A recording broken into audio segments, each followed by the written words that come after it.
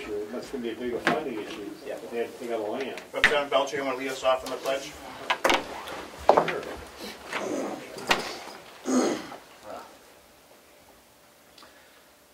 Pledge allegiance to the flag of the United States of America and to the republic for which it stands, one nation, under God, indivisible, with liberty and justice for all.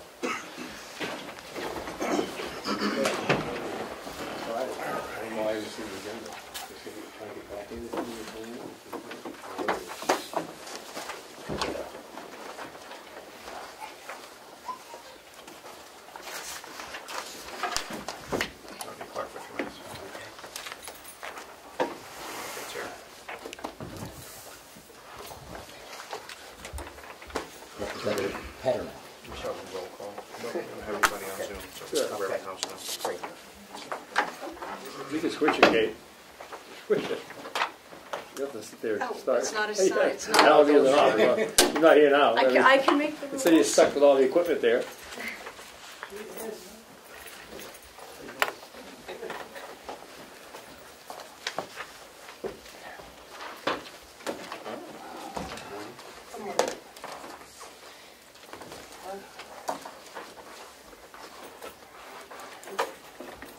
Recording in progress.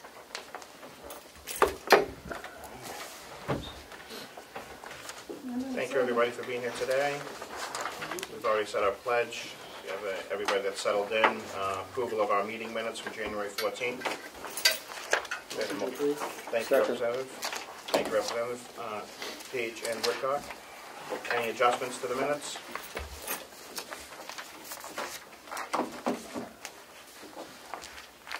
Clerk call the roll. Yes. Motion to approve the minutes of January 14th.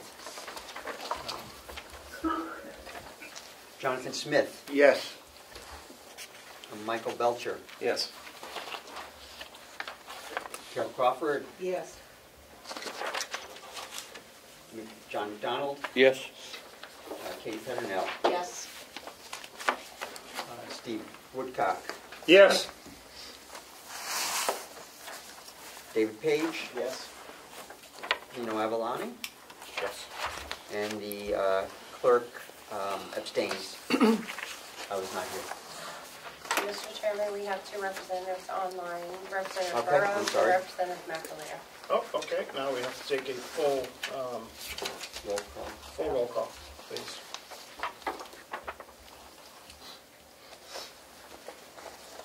Okay, this is via roll call. Mark McConkey. Not here. Representative Smith. Yes.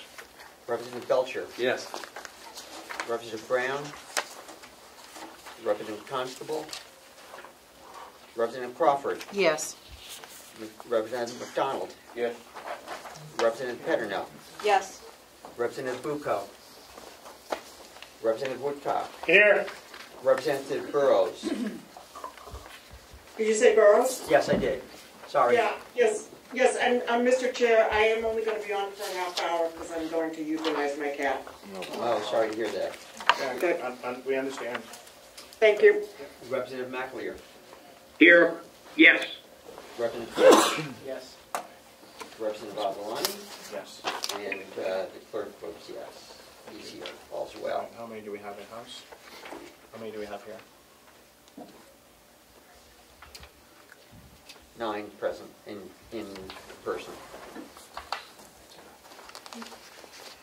So we have 11 total?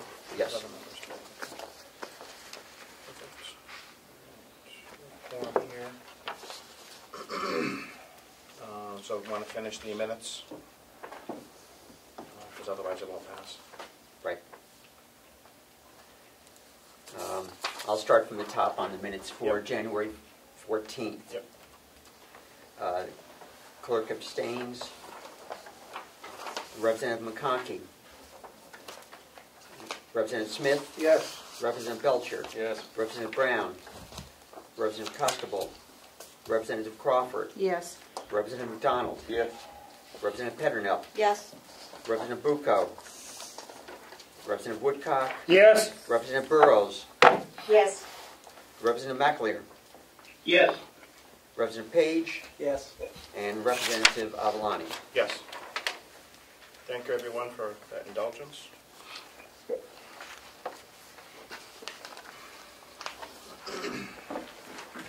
All right, we have corrections coming up. Do we have superintendent has joined us, as well as, announce who you guys are, please, sorry. Lieutenant King. Thank you. Thank you back. Thank you. Thank you both for being here today. And thank you for your service to our county.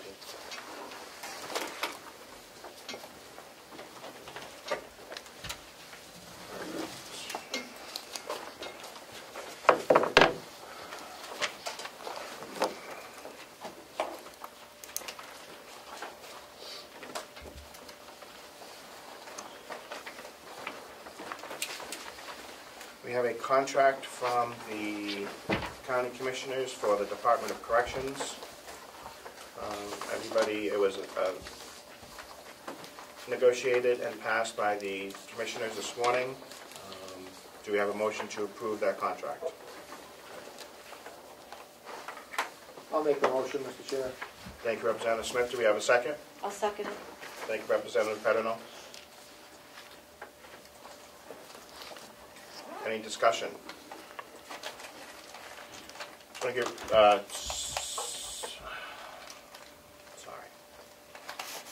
Superintendent Batchelder, do you want to give us an overview on the contract? Or do you want Eldridge. Eldridge, sorry. Apologies.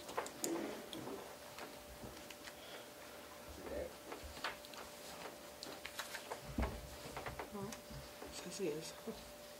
Superintendent Eldridge?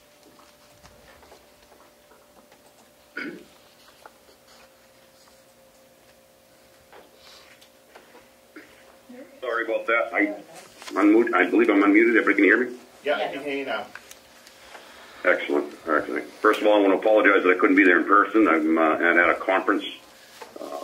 But thank you for allowing me to attend in this manner. So yes, the union contract, those that may or may not know, we are struggling with our employees and trying to get employees, like everywhere. We're down 30% of our staff, so we've been in union negotiations, and because the current contract we're in will void in April 1st. And during that union contract, we negotiated. We originally negotiated a price and then negotiated pay increases, which adjusted our salary budget for the officers' salaries. So with the approval of the union contract being voted in and being brought forth, the pay increase would start on February 5th, but the contract itself would continue until April 1st. The current one we're on will continue to end of March, and this new one we just voted in would go into effect April 1st. So really the only big changes in it is the pretty significant pay increase in starting wages across the board, in hopes that we can bring more employment to the county and maintain our county employees as well, looking at retaining the ones we do hire. So that's really the big piece of the union contract. And like I said, it basically changed our starting wage from $17.44 to $23 an hour, which is significant. And I believe, reasonably, it will definitely help us get more employees and maintain our employees as well. Mel, can you read everybody? I'm sorry? No, you're all set, Superintendent. Representative Woodcock. Thank you. Is the budget open for discussion? Yes, if we approve the contract, we have to approve the budget changes that allow that contract to go into effect. My question prior to that is, on 09, is that inclusive of the new contract? Yes, it is. Thank you. On the difference, on the right-hand column that you Yes, see. that's the only. That's, yeah, we're see going to it have a dated today, difference. but I just wanted to. Yep. Thank you. You're welcome. Having followed this through the last couple of years, Superintendent and Major Batchelder have done a great job over at the jail, making some improvements. I'd like to show our support to make sure that they can continue providing services that the county needs. This contract is important. It's also a 3-year contract, so we're not going to have to approve this again for 3 years. And I know it's a significant increase in salaries and things like that, but as like everything else, costs have gone up significantly across the board, including wages. So I'd like to continue our support of our law enforcement here in the county and move forward with this contract. And there is the accompanying budget lines. Any, Representative Cordelli. Thank you, Mr. Chairman. So in the, I guess this is the updated budget sheet. The revised proposed budget includes this contractual increase, I take it. So basically the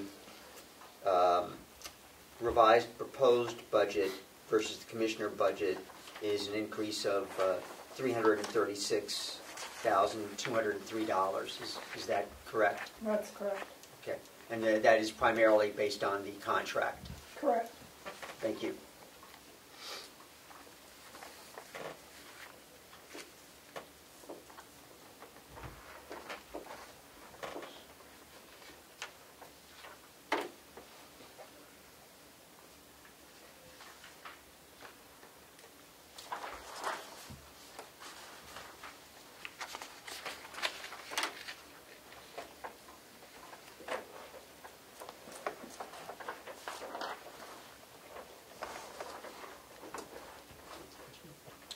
My apologies. No, that's good. Representative Cordelli, I was just going over the numbers. Yeah, thank you.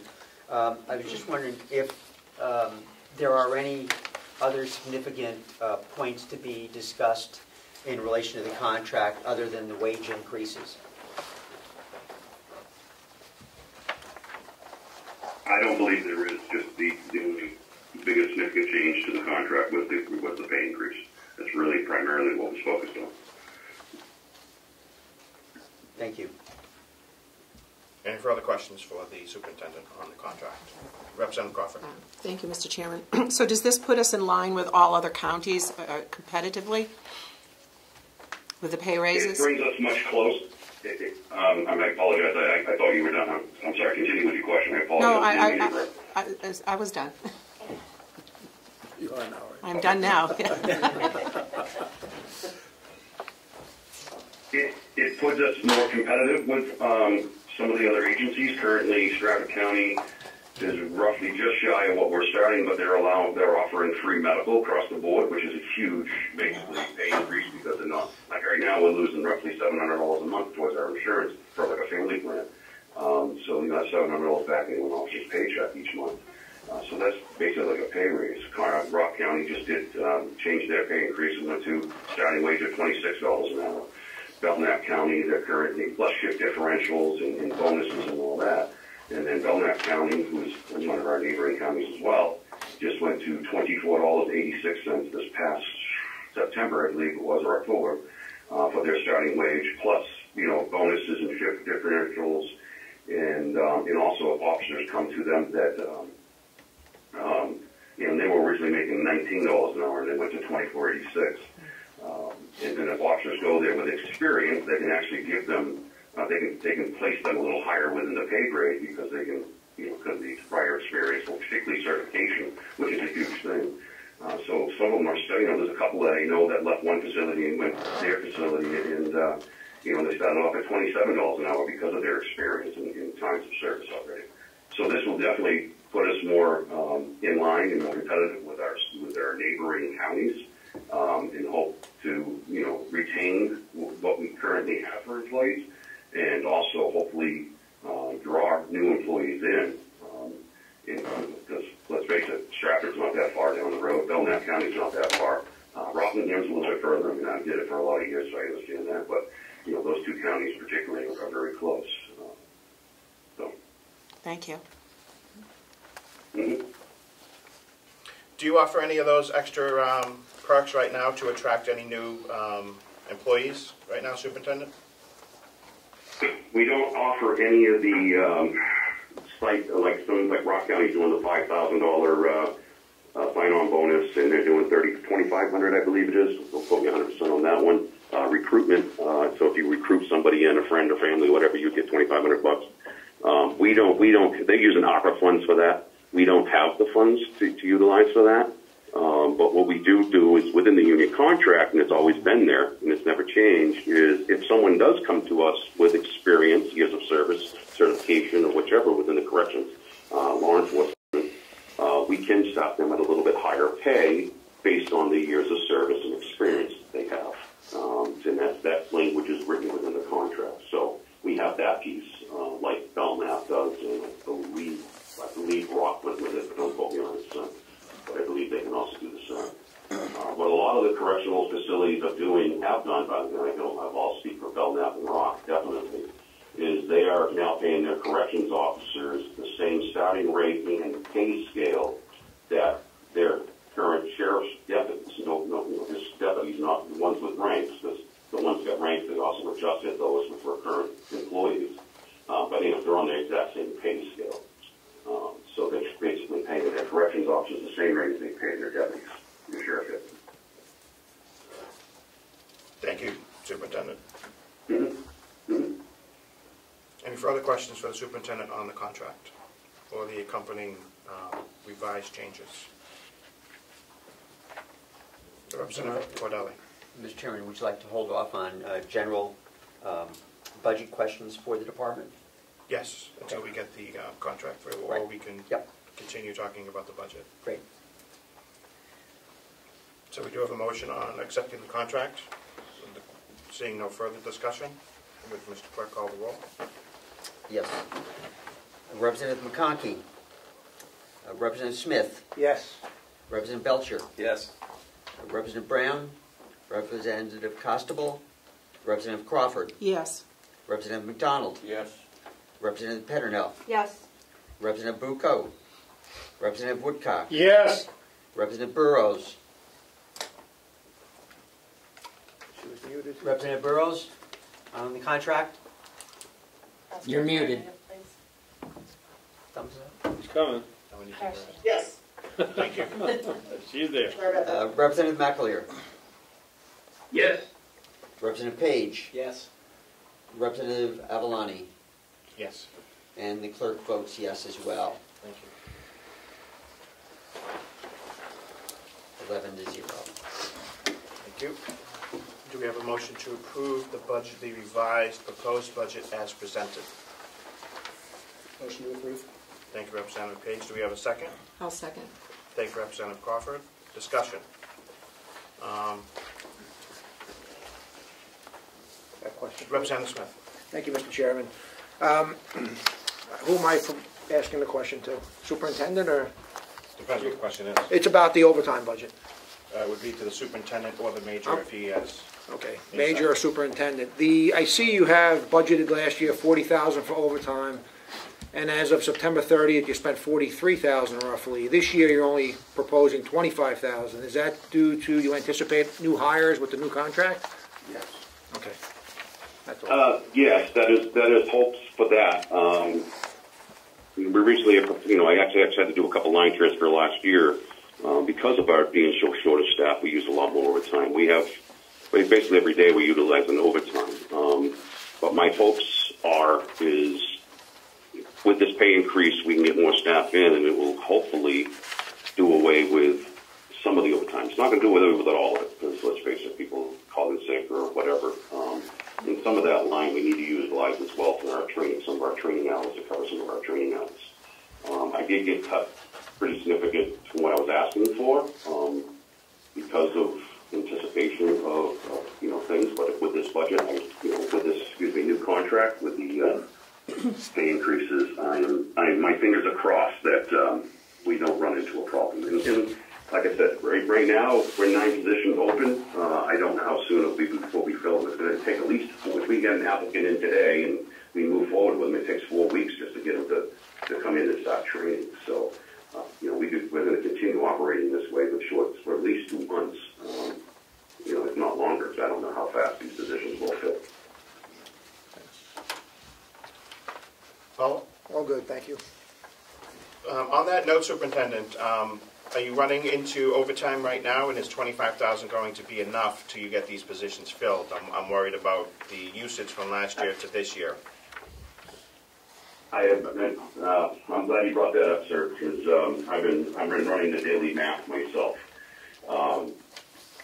It's going to be a trouble. I know I'm going to have to do some line transfers. More than likely, the way we're currently operating, this would not carry us until May 1st, to be 100% honest with you. As of January 27th, we're already at roughly $4,700 worth of usage. And I just had, correct me if I'm wrong, Major, but I'm thinking it was roughly 16 hours of overtime over the weekend. Correct. We was at usage. 288 hours as of this morning for the month of January so far. Okay. So, all right, so as of, 30 days into our year, we're already used 288 hours. And, the rate of pay would fluctuate because it's time and a half. And, some officers are at $17.44, and then some might be at $20 an hour, and then you have to do the time and a half. So, dollar amounts I can only give you up until January 27th, which was just shy of $4,700 used. So it is a concern. And my hopes are, hopefully things can change quickly. Thank you. I appreciate your candor. When we use the line item out of overtime, do we draw out of other lines as well to cover expenses? For salary. Medicare, salary, retirement? Mm-hmm. So if we made an adjustment to that right now, we would have to adjust all the other lines as well? Right, because we have several vacant positions in the salary line items that are budgeted in there. So our feeling during this whole discussion process was that we had enough in the vacant positions that if overtime did go over, we could make that transfer. I was going to say, because we're going to have a number of positions open to at least another month or two. Correct. So we would have to come back and do transfers. Correct. You okay with that, Superintendent? Yeah, and then there's one other line that if we don't use, I could possibly use from too as well. But, it's not a lot, but so I can feel repeated to pay Paul, as the old saying goes. But with the shortage of what we have, there's definitely going to be, the regular salary line we'll be able to draw from. I'm hoping we can fill the positions fairly quickly with qualified applicants. Thank you. Representative Cordell. Thank you, Mr. Chairman. I think, Superintendent, I heard you say that there were 9 vacant positions, but on the position sheet that we have, I counted 6. No, there's 9. Okay. We defunded 2 positions this year at the request of the commissioners. So technically it would have been 11 positions, but actual full position is actually 9 positions. I am correct by saying that, right, Major and Lieutenant? Correct. I don't know if you're looking also, there's that say term. Yes. Those are vacant Okay. also. So if you add those and subtract the 2 defunded, it's 9 positions. Okay. Thank you. Chairman, just simply for clarification, the reason those say term rather than just vacant is going into the budget approval process with the commissioners. After the commissioners sent the budget to a delegation, those positions have since terminated. Okay. Understood. Thank you. No clarification. Follow-up, Representative Cordell? Yes, thank you. In terms of the terminated positions, I see the administrative salaries line. Good. Anybody that's not answering questions, mute, please. Thank you.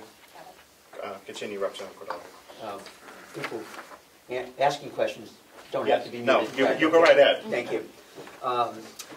The administrative salaries line, I see there's a drop in the proposed amount from what was proposed to the commissioners. Is that one of the positions that has been eliminated? No. The 2 positions that were eliminated were actually officer positions That position there is my mental health case manager. I'm having a difficult time filling it because of the qualifications that it requires, and currently we have contract with a mental health individual that comes in 3 times a week. So I'm utilizing, basically, I'm not going to fill that position this year, and basically gave that salary back to bring forward to my officer salary, so we could do what we did with the union contract to try to offset some of it. And I can just continue using my contracted mental health services that I have for 3 days a week, plus our in-house case manager and also Prime Care, our current medical provider that we have in their provider that they have that does mental health services through the basically like through Zoom face-to-face meetings through a computer. So I'm going to fund it like that this year, and all of that, it also is covered under our mental health grant. That way, the contracted services that we have, so basically we can go another year without having to, my thoughts are, without having to put more stress on the county taxpayers. Last follow-up, Representative Cordelli. Thank you. The mental health contract that you mentioned, that is working out, I take it, from my understanding, and I was wondering how long that contract is in place and when it has to be renewed? The contract is covered currently under the grant, which the grant runs out in January 2024. After that, we budget for it every year. We've always, it's the budget that you see there, when the lines, when we get to it, it's not nearly what it truly would cost. I need I keep some in there just in case I need to have somebody come in to provide a different service, because that can happen from time to time. But in regards to the current contract we have with Northern Human Resources, it's always been a contract with the county for several years, but our current mental health grant has been covering it, and it will cover it until January of 2024. So next year's budget, we will have to, basically budget for that contracted services. And it's roughly, don't quote me 100%, so that's probably roughly 48 or 50,000 a year, the full service on the contract. Representative Crawford. Thank you, Mr. Chairman. A quick question on new hires. If you hire someone who is totally inexperienced, I'm not quite familiar with an academy or as I am with police, do you send them to an academy or are they in-house trained?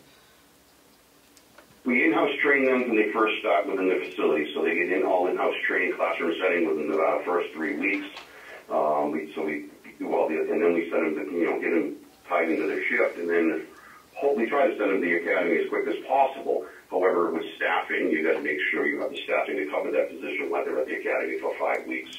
And so that's how it currently works. The in-house training for the first 3 weeks on-job training, working with shadowing of our officers, working with our training sergeant, my lieutenant, Lieutenant King is currently there, does training as well, and so does Captain Baker, who's not present today, the lead back at the office. So they get all in-house training prior, and then for certification, the academy is about certification, and particularly when it comes to the Group 2 retirement. Right. Could I just have a follow-up? Oh, sure. Thank you. So my question is, if we train them and we send them to the academy, we are paying them as when they attend the academy. Do we have any type of contract with them to make an obligation to the county after they're finished with their training? No, we don't do contracts. We currently don't do contracts that say, if you hire on with us, we guarantee me employment for at least 2 years, like some police departments were doing back in the day. Yeah. We don't have a contract like that. That's not. Excuse me. Sure. Follow up. Yep, no problem. That really wasn't what I was getting at. I was thinking we train them, we send them to the academy, and we pay them, and they come back, with a lot of experience. Do they have an obligation to the county to stay, or can they just go to another county after they're fully trained and get another job? Unfortunately, they can do that. Our hopes are, if our pay is compatible to what's out there. One thing I have to say about our county, like when we finish that statement first. The pay, if we make it at least compatible to their neighboring counties, it'll keep them from leaving. But one of our big saving graces that people love, our current staff love about our work schedule is the hours. That we work 7 a.m. to 7 p, 7 p to 7 a. So it's 12-hour shifts, but they get every other weekend, a 3-day weekend off. So every other weekend they get a 3-day weekend. So they can plan out their summers, their whatever, and they can put a holiday in here or a vacation day in here and basically use like 2 vacation days and get like 6 or 7 days off, depending on how the way the rotation works. So that's really, like I said, the schedule is really the saving grace as far as the officers that we currently have and why they want to stay.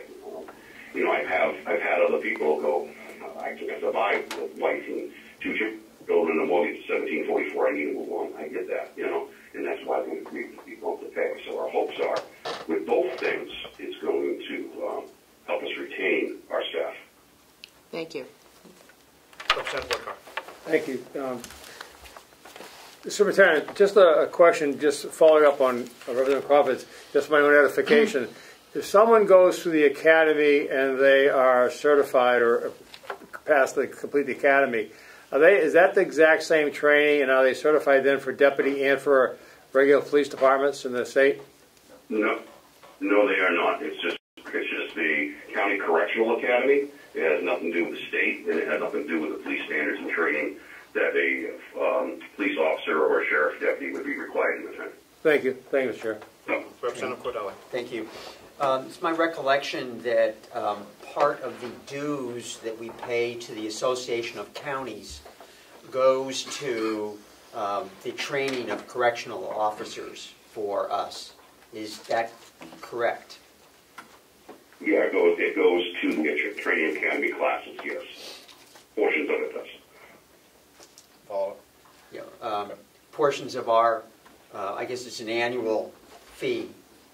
And do we send our officers there to participate in conducting the training classes? Yes, I have a sergeant that goes there and actually teaches classes as well for the academy when the academies go on. On average, they run 2 to 3 academies a year. They try to run 3. But again, staffing is a problem across the board for everyone. Follow. So for the staff that goes down to conduct the classes, we are paying them for that time to conduct the class. Do they also get paid by the Association of Counties as part of the fee structure for teaching that class? No. Okay, thank you. No, they do not.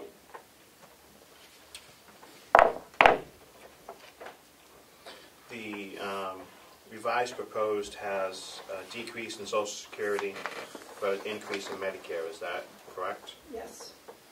And that's based on just the retirement lines? No, it's just based on that some of the positions don't pay Social Security, they only pay Medicare. And with the increase in the salary, the Medicare increased. Thank you. Commissioner? Representative Cordelli. Thank you. Commissioner, I was wondering if you have a breakdown of the fees that we pay to the Association of Counties, showing also the amount for the academy training. No. I don't have that. Thank you.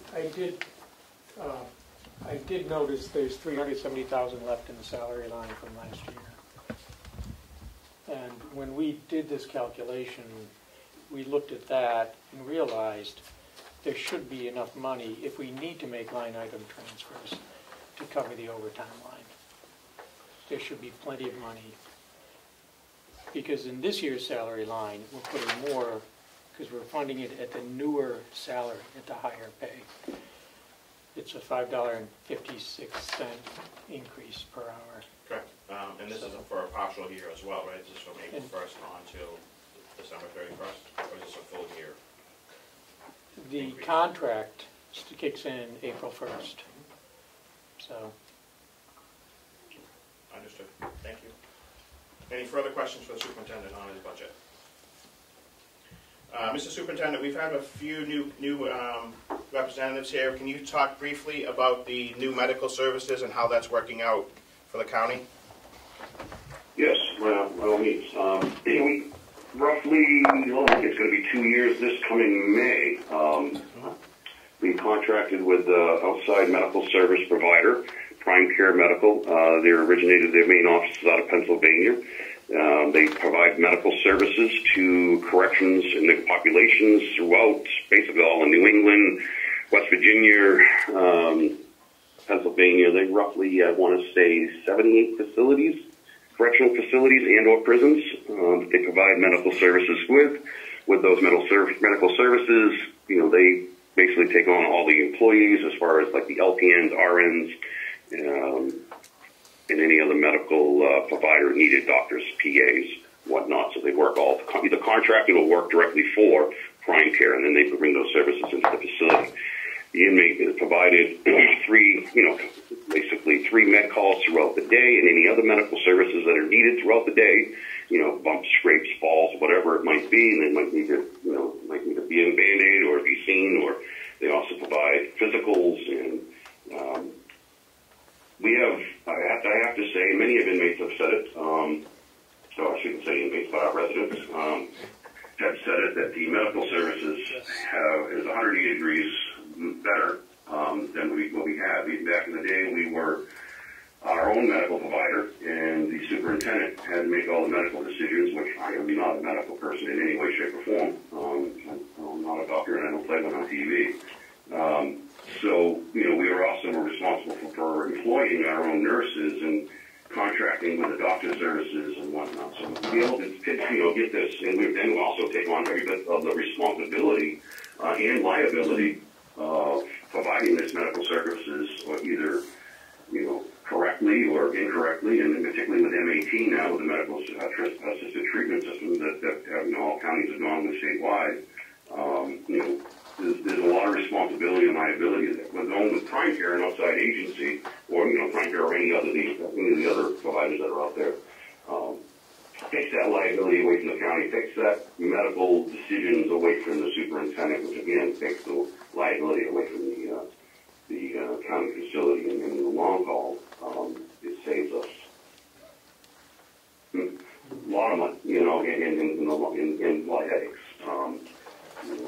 Because of, you know, that something happened, and you know, we were sitting in a medical lawsuit or whichever. And the provided care that they're getting is far better because it's what they do. They know how to provide the care, and you know, with the pharmacies, and we get reduced costs on pharmacy medications, so we're not paying as much as we were for medications or other services. I'm actually currently working on, for next contract, I'm getting prices and quotes, so taking on the dental portion of it. We have a lot of inmates that come in, unfortunately, a lot of residents, I apologize, that come in with bad teeth, and the county is, you know, we got to transport them to different medical facilities or dentist office, whatever. So I'm looking at, because I know they provide that, they provide in-house dental care, which in the long haul would save us a lot of, you know, headaches and liability and responsibility or whatever. So. Question. Representative Cordelli. Thank you. I was just wondering, Superintendent, we have quite a few new members to the delegation, and I was wondering, inmate programs has been discussed ever since I've been here. I was wondering if you could put together a one-page summary sheet of the programs that are available to inmates in the facility. Yeah, at your leisure. We can work that out and get it sent out. Thank you, Superintendent. With COVID, when COVID hit hard, I mean, everybody shut down a lot of their programs, but we have revamped our programs, and my lieutenant's right there, he can speak about this. We just kicked off our AA groups again. So outside volunteers coming in, providing AA services and, you know, DNA services and whatnot to our resident population. But we still run our trust program, which is huge. we now do in-house testing, which we just got certified. I want to say it was around this time last year, we became certified for in-house GED testing facility. So we're state certified to do our own in-house HiSET testing, which we've had, I want to say, several inmates have been attending the HiSET program, but I believe we've had 3 graduates now. So yeah, but we can, like I said, by all means, we can put a list together of programs and what we offer, and also future programs, because we are always looking to do more. Thank you, Mr. Superintendent. Representative Belcher. Thank you, Mr. Chair. Mr. Superintendent, on the topic of programs, I've seen on social media not just schools, but also some police departments and also corrections facilities have partnered with I believe it's called the Choose Love movement for social emotional learning training within their facilities. Do you know if our facility is a partner with Choose Love? We are not. We have been in talks with them. I actually attended just prior to, I want to say it was this past fall, the superintendent of counties actually attended a meeting with them, and we are all looking at, potentially bringing it into the facility and the work behind it. So it's in the works, but we're not currently contracted with them. Thank you. Any further discussion for the superintendent? We have a motion on the floor to accept the budget as presented. The number is 5223150. Who is the Representative Page, Representative Crawford? Seeing no further discussion, Mr. Clark? I'm sorry. Anybody on? Representative McAleer, did you have a question? Got it. Quick call roll. Mr. Chairman, I let you know that Representative Burrows left the meeting at 10:29. Yep, we understand her absence. Thank you. Thank you, Mr. Chairman. This is on the corrections budget of $5,223,150. Representative McConkey. Representative Smith. Yes. Representative Belcher. Yes. Representative Brown. Representative Costable. Representative Crawford. Yes. Representative McDonald. Yes. Representative Peternell. Yes. Representative Bucco. Representative Woodcock. Yes. Representative Burrows. Representative McAleer. Yes. Representative Page. Yes. Representative Avalani. Yes. And the clerk votes yes. Thank you. Thank you, everyone, for your support. We have a revenue line for the... We're not bringing revenue forward. We don't have the revenue for the House of Corrections. It's going to bring that forward as a separate line. Didn't know how you wanted to handle that. Okay. Yep. So I guess we'll be seeing you again, Mr. Superintendent and Major. Thank you. No problems. Thank you for all you've done so far. As you can see, it has not gone unnoticed. I appreciate it, and thank you, ladies and gentlemen, for your support, and appreciate your time this morning. Thank you. Thank you, gentlemen. Thank you. Thank you all. Bye now. Makes our job a little bit easier trying to get people in and get the stress off of our staff with the overtime there. We completely agree. Overworks for sure, and we battle every day, so I do appreciate that you're... We appreciate it. We appreciate you guys for all you do. Thank you. Thank you. All right. So corrections expenses is done. Registry of Deeds. You're up. Give us a quick overview. Wherever you want. Sit here, sit there, sit there, wherever you want. Is it right here with us?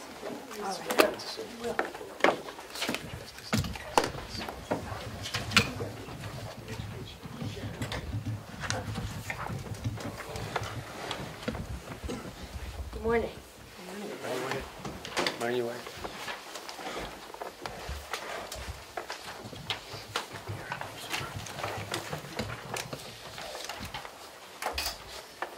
The Registry of Deeds budget is not quite as straightforward, I'm afraid. I believe you were all given a number of pages. The first 2 pages are the general 100 line items. Our budget this year, as I sent a letter out to all of you explaining that our budget this year has 3 different revenue sources. It has the general 100 revenue source. It last year had the general 100 source. It had ARPA funding, and it had the deeds equipment account. So when you look at this year and try and compare the general 100 to the general 100 for 2023, you're only seeing 1/3 part of the revenue that was spent by the office last year. With that in mind... Just say that one more time, because I didn't... Okay. Last year we had 3 revenue sources. We had the general fund, Yep.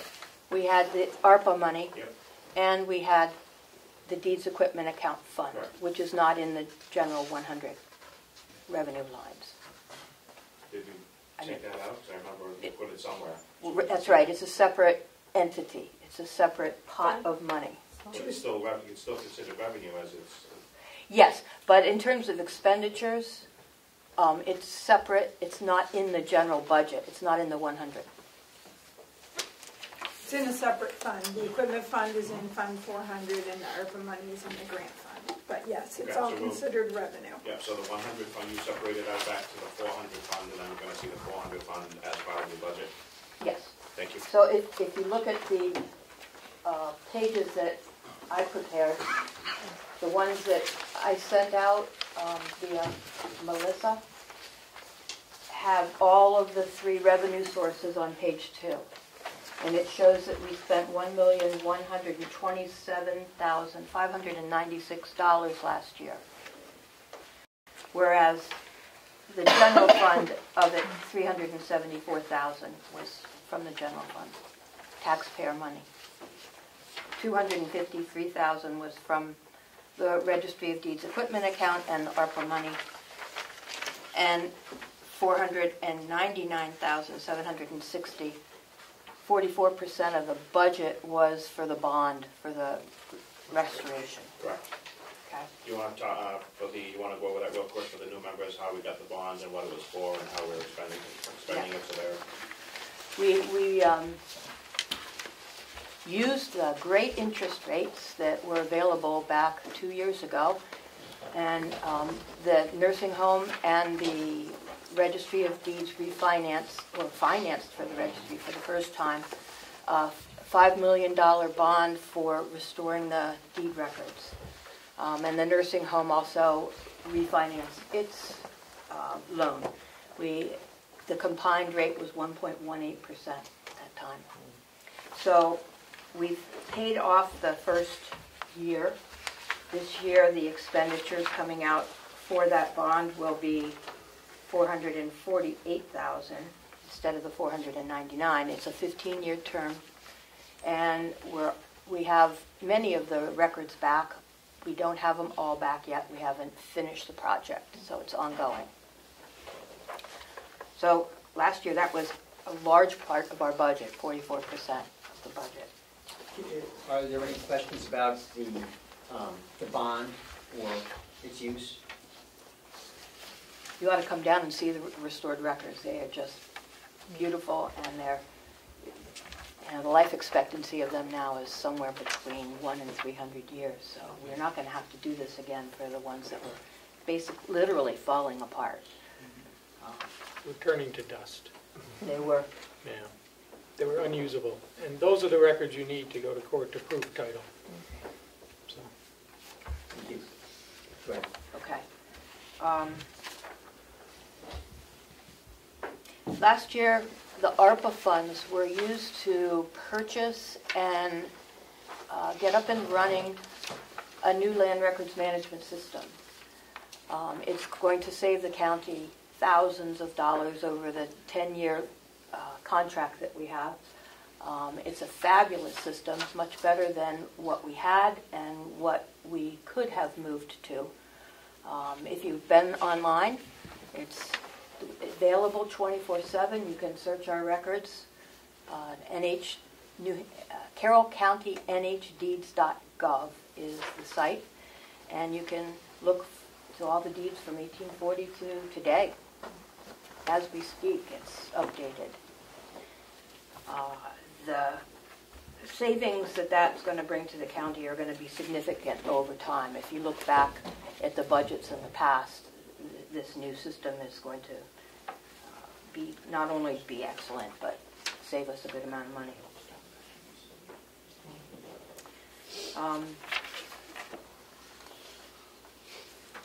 This budget proposes two expenditures that could be paid for out of taxpayer money to be paid for out of the deeds equipment account. So last time you met, you authorized expenditure for $27,500, which was the annual amount that we pay for the maintenance on this new land records system. And you will shortly, after the commissioners review it, be asked to spend $10,000 out of the deeds equipment account for the deed books, the hard-bound covers that house our deeds. So that would, if you look at the big picture of the budget, you see that on the second page, coming out of the proposed line here.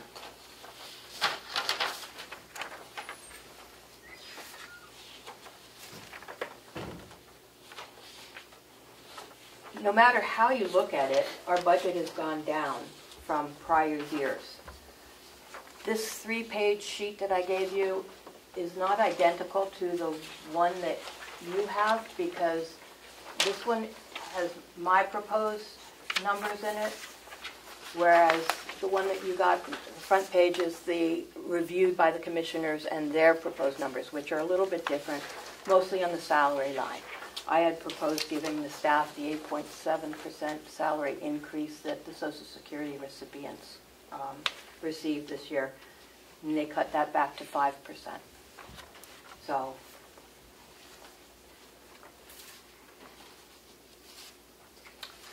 I also, knowing that this was going to be a tough year for everybody, having COVID and the economy going down, diminished the amount that we have taken in the past years for education and conferences, took it by a third, decreased it, diminished the dues, licenses, and subscriptions from 1,200 down to 400. We decided not to renew our paper copies of the RSAs that we were having, and decreased the travel from 750 by a third down to 500. I'm hoping that we will get county car back. I haven't been able to use the county car because it was having some problems, but hopefully we'll have it available, because There's several of them, aren't there? there was only one that I knew of. And Okay. they had some transmission issues out on Route 28 with me.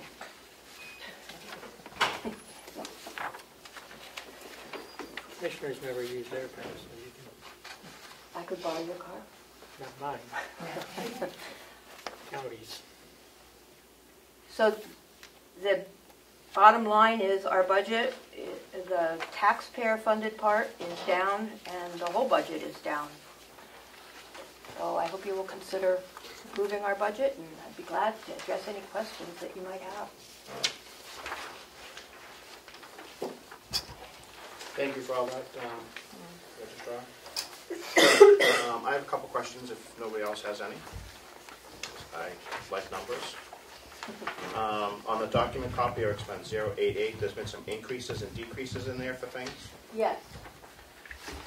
024 was a line item, is a line item, contracted equipment and services. And in the past, any contracted equipment expenditures had to go in that line. For instance, toner. All our equipment until last year was leased And so the toner was in that line item, and toner's expensive and we use a lot of it.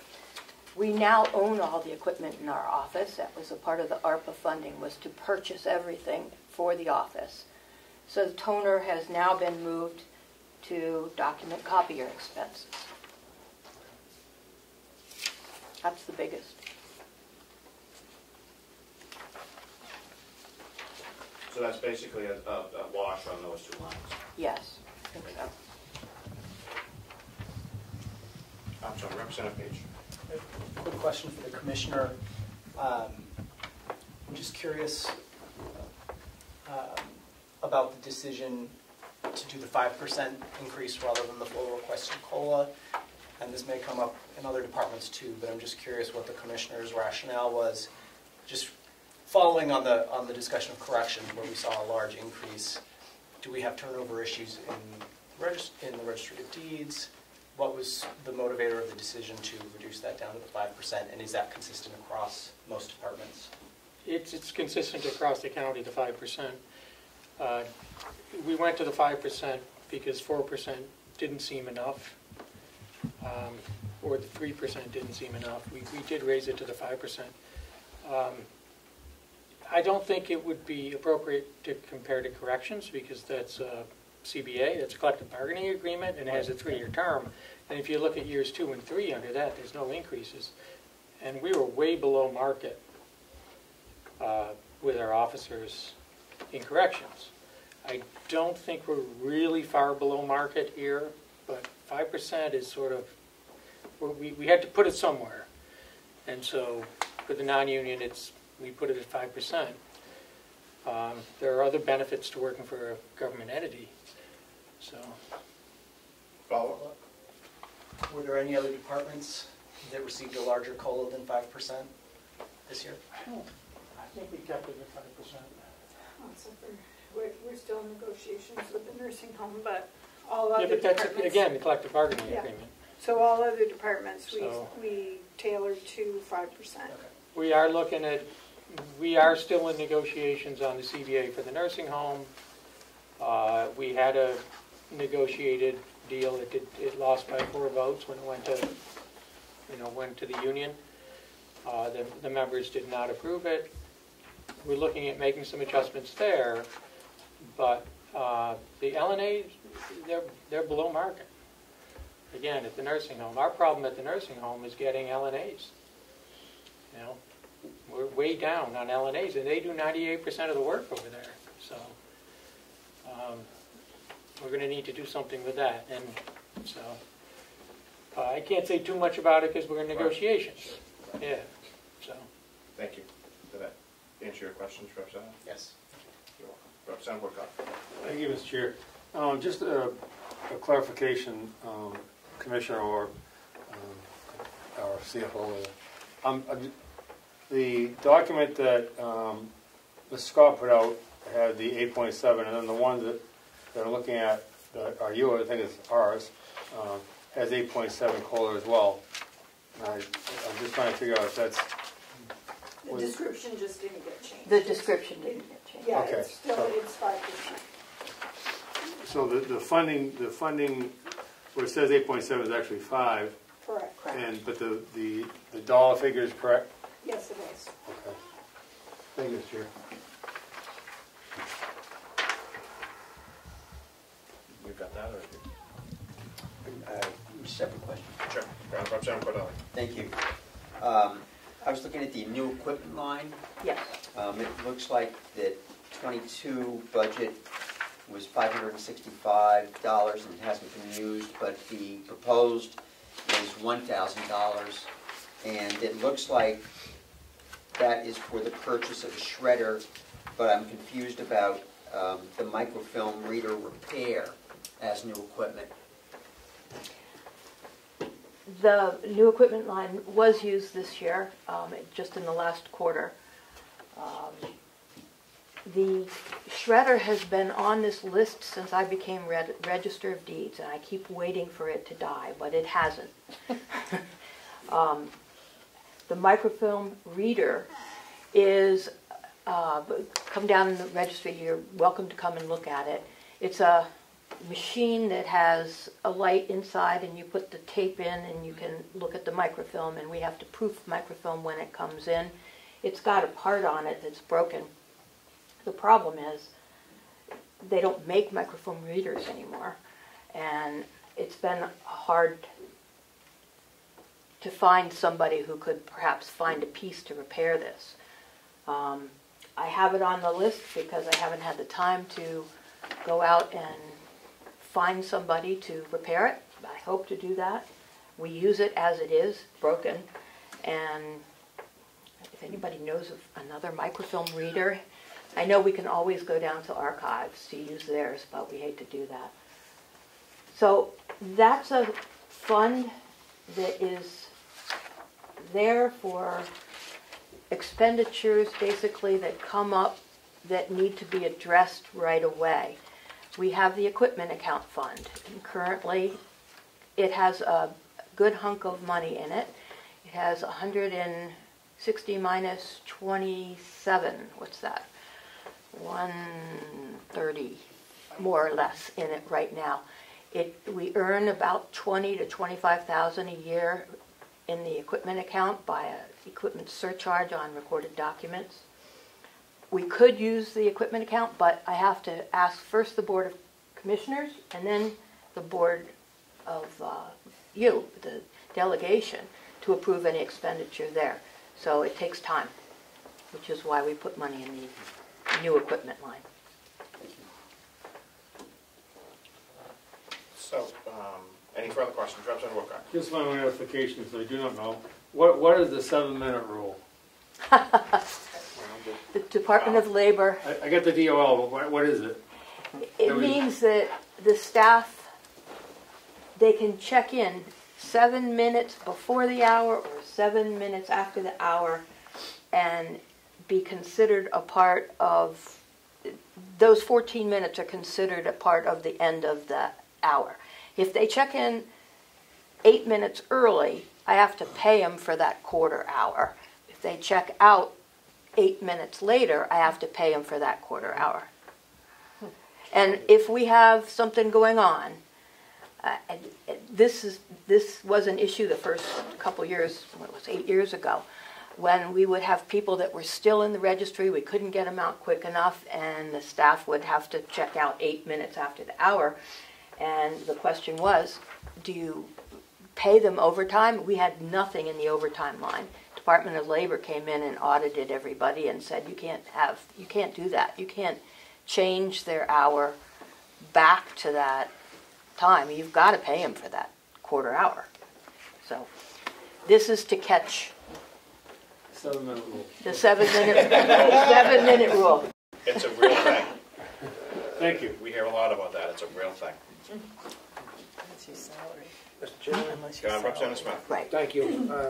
Just more of a curiosity, registry equipment account, roller shelving every 2 to 3 years, do the wheels wear out? Is that what that is? No, we use more. Oh, you just keep adding? Yes. Okay. Come on down and see. Yeah, okay. Thank you. Just got a quick question. Representative Crawford. Thank you, Mr. Chairman. So shredding, you don't have like a company that comes to the county, you know, they have companies that come once a month or whenever you need them to shred all your documents. You have to do that yourself? Yeah, but we don't have many. You don't have many. How about for the whole complex?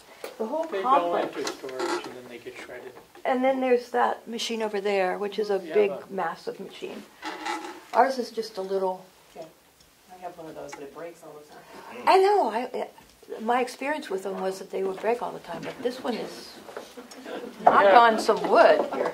We have decades worth of documents, and there's an effort now to get rid of them. But they're being shredded, and we have a storage container. They will go to a off-site shredder. But there's just document, right? So It's a nightmare. the question I have is the proposed budget from the commissioners is 511. Your proposed budget is 519. That was the salary difference between 8.7% and 5%. Thank you. And can you speak a little bit about the bond and how that's affecting your budget so that we're looking at it, we're not looking at different numbers?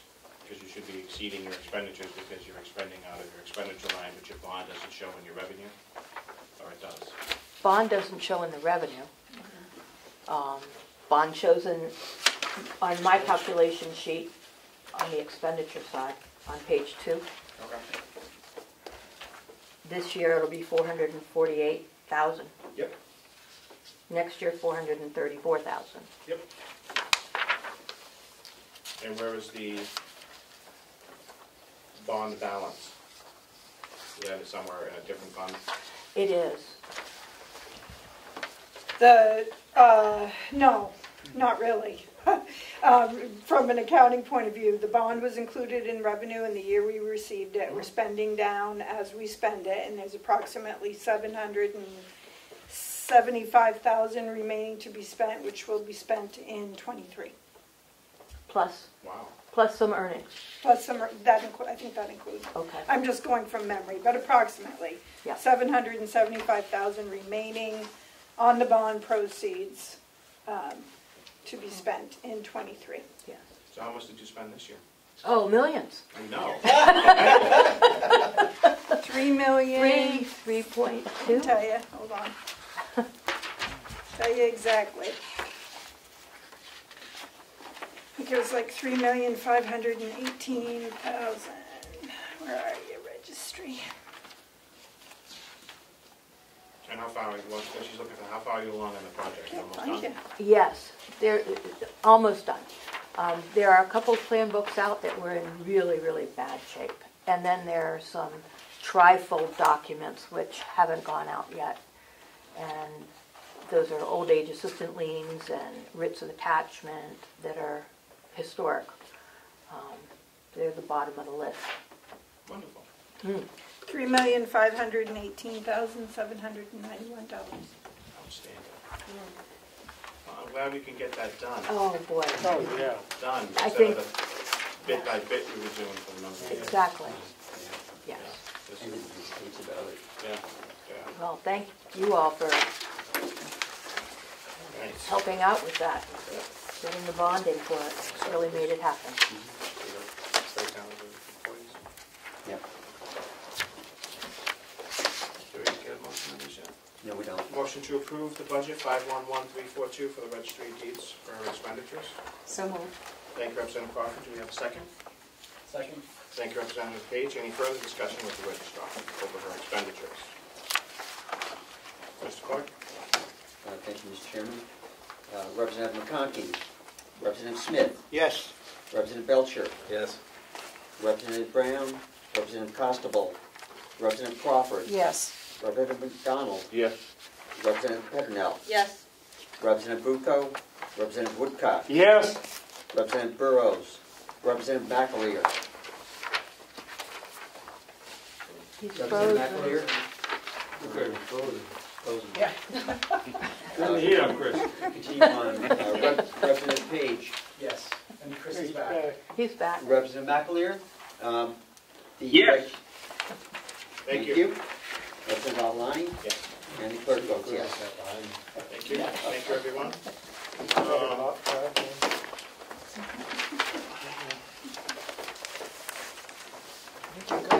Do we have your revenue number?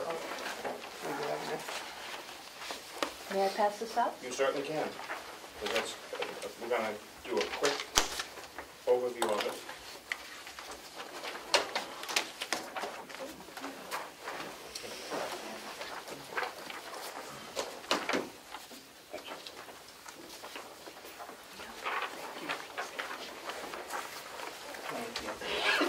Thank you.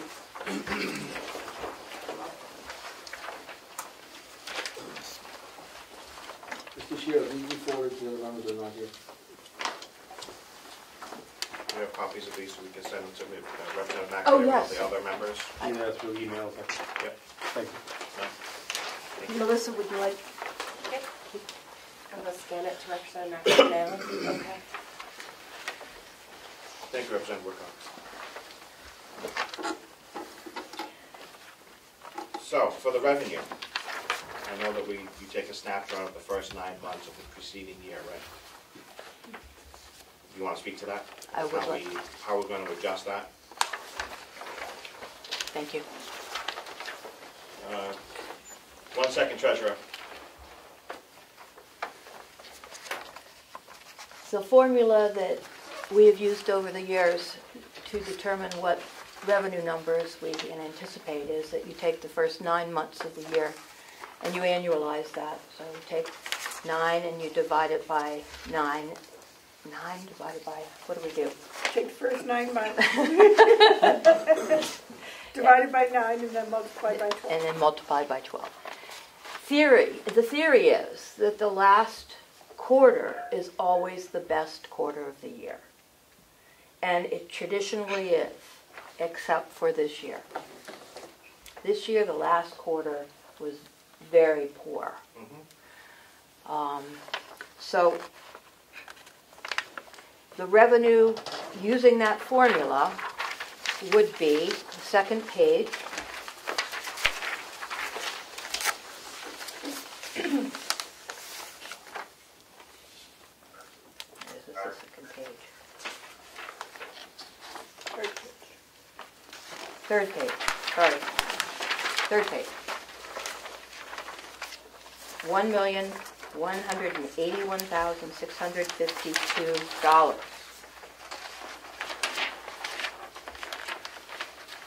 I'm sorry, say that again. 1,181,652.11. Okay. Okay. Now, if you look at the second page, you get the full year to date for last year. You can see that we only hit 86% of the anticipated revenue, and it was due to the last quarter. You can see the drop in numbers. This is year to, I'm sorry, any questions for the registrar? This is year to date 12/10. Do we have a year ending number? Oh, geez. So that would probably be, I think that is the year to date. Yeah. It is the year Yes. to date. I just didn't change that number. It was the year to date. so this is your final number for the year? Yeah. Unaudited? Unaudited. We are being audited right now, though, but for 2021.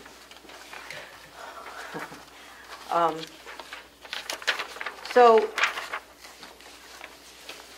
January so far has proven to be slow, as you might anticipate. Last year, in January,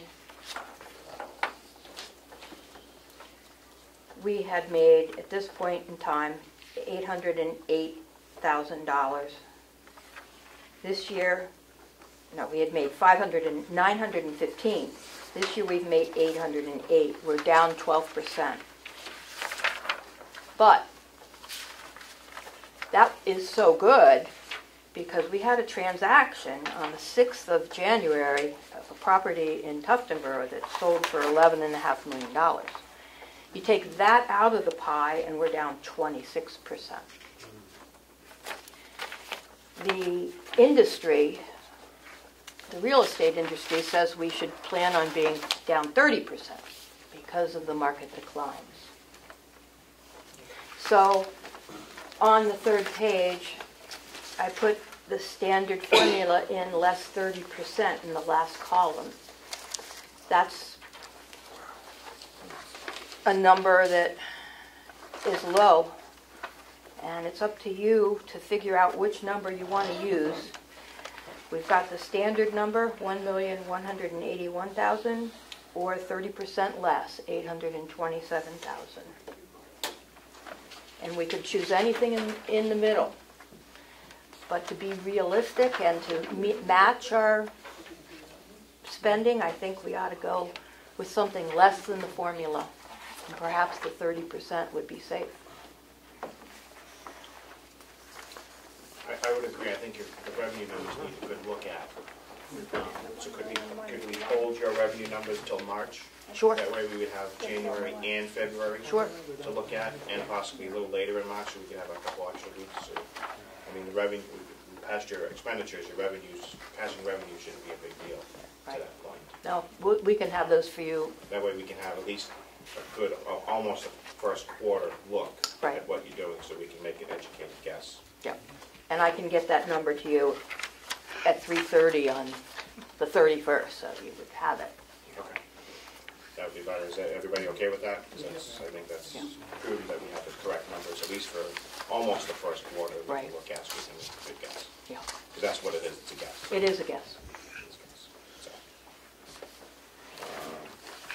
thank you, and there's no other revenue sources coming in. Deeds equipment account, but if our volume stays down, it won't earn what it usually does. Right.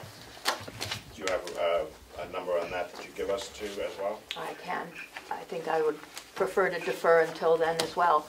That would be perfectly fine, so we can keep a good eye on where you are, because it's, we have a bond payment coming out, and we also have expenditures coming out. We don't want to be the department going to the negative. Right. I get it. Thank you. Thank you.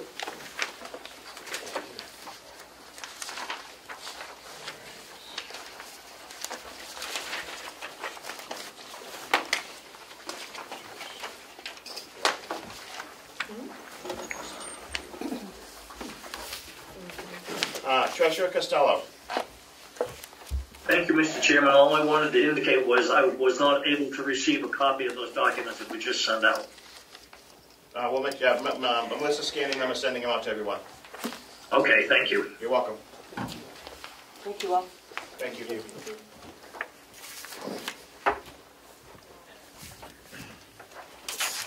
Take a 5-minute recess so Melissa can get back so we can continue with the meeting, so everybody has those numbers. 11:15.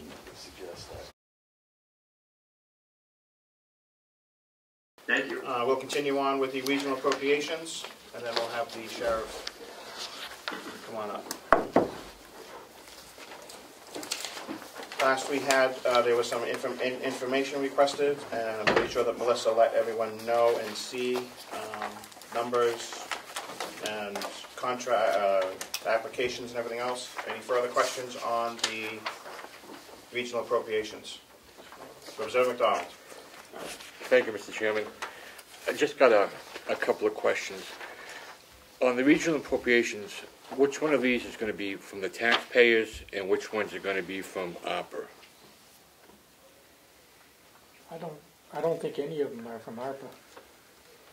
Okay. None of them Okay. are from ARPA. May I ask a follow-up question?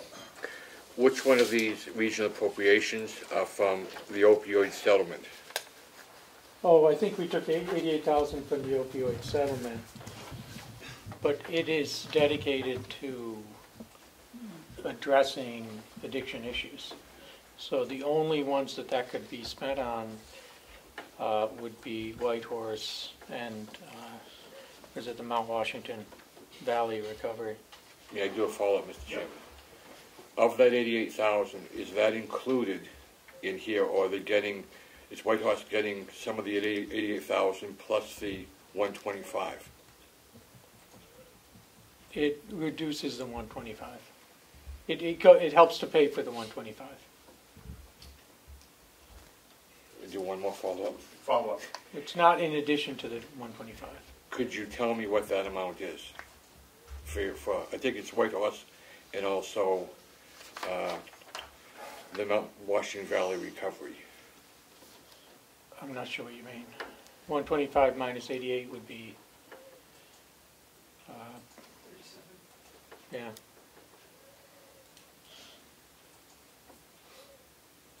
I'm sorry, I'm just confused, Mr. Chairman.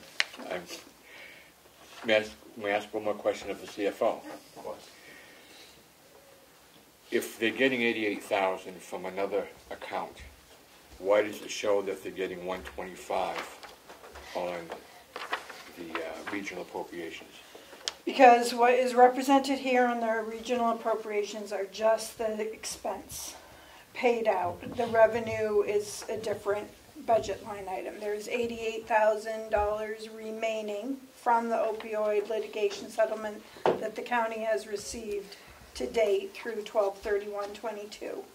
So if you take what the commissioners decided to do was to appropriate $480. If you subtract the 88 from that, coming in from the opioid settlement, which will help to offset the Whitehorse and the Mount Washington recovery, it brings the regional appropriations down to the 2% of the general budget.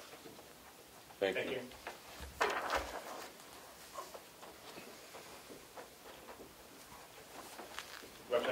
Thank you. Just one, I tried to get most of the stuff on here. Thank you for sending it.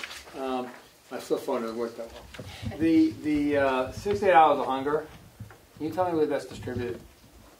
That was my question last time as well. I assume it's in the application.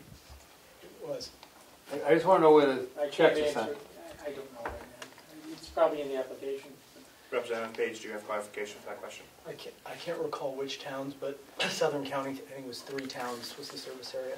And it is in the application materials. Can't recall which towns. Chairman, I can clarify. Representative Smith, please. This is the Governor Wentworth Regional School District branch, in essence, the Wolfboro branch. That's the towns, the 6 towns that go to the district that this money is going to, and this money only. There's a Conway branch also, but the application was just for the Governor Wentworth District branch.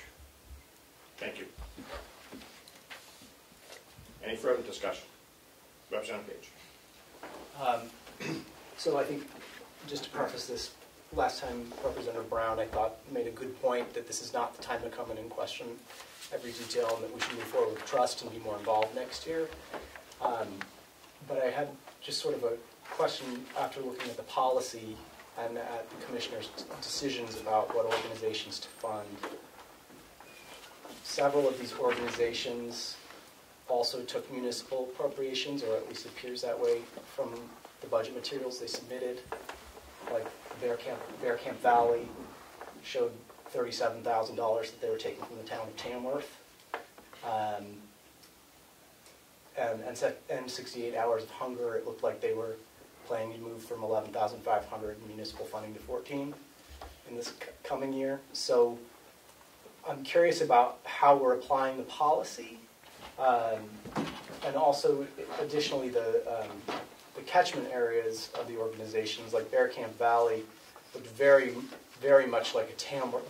The students being served were very heavily in Tamworth. I think there were 3 from Ossipee, and then 1 from another town, 1 from another town. So the spirit of the policy seems to be that all of these organizations should be serving the whole county, and that they should not be asking for municipal dollars on top of county dollars. So I'm just curious as to how that was factored into the Commissioner's decisions about which organizations to fund, and at what level. So I don't know if you can speak to that. And I plan to support this today, but I just would like clarification on how we're applying our policy.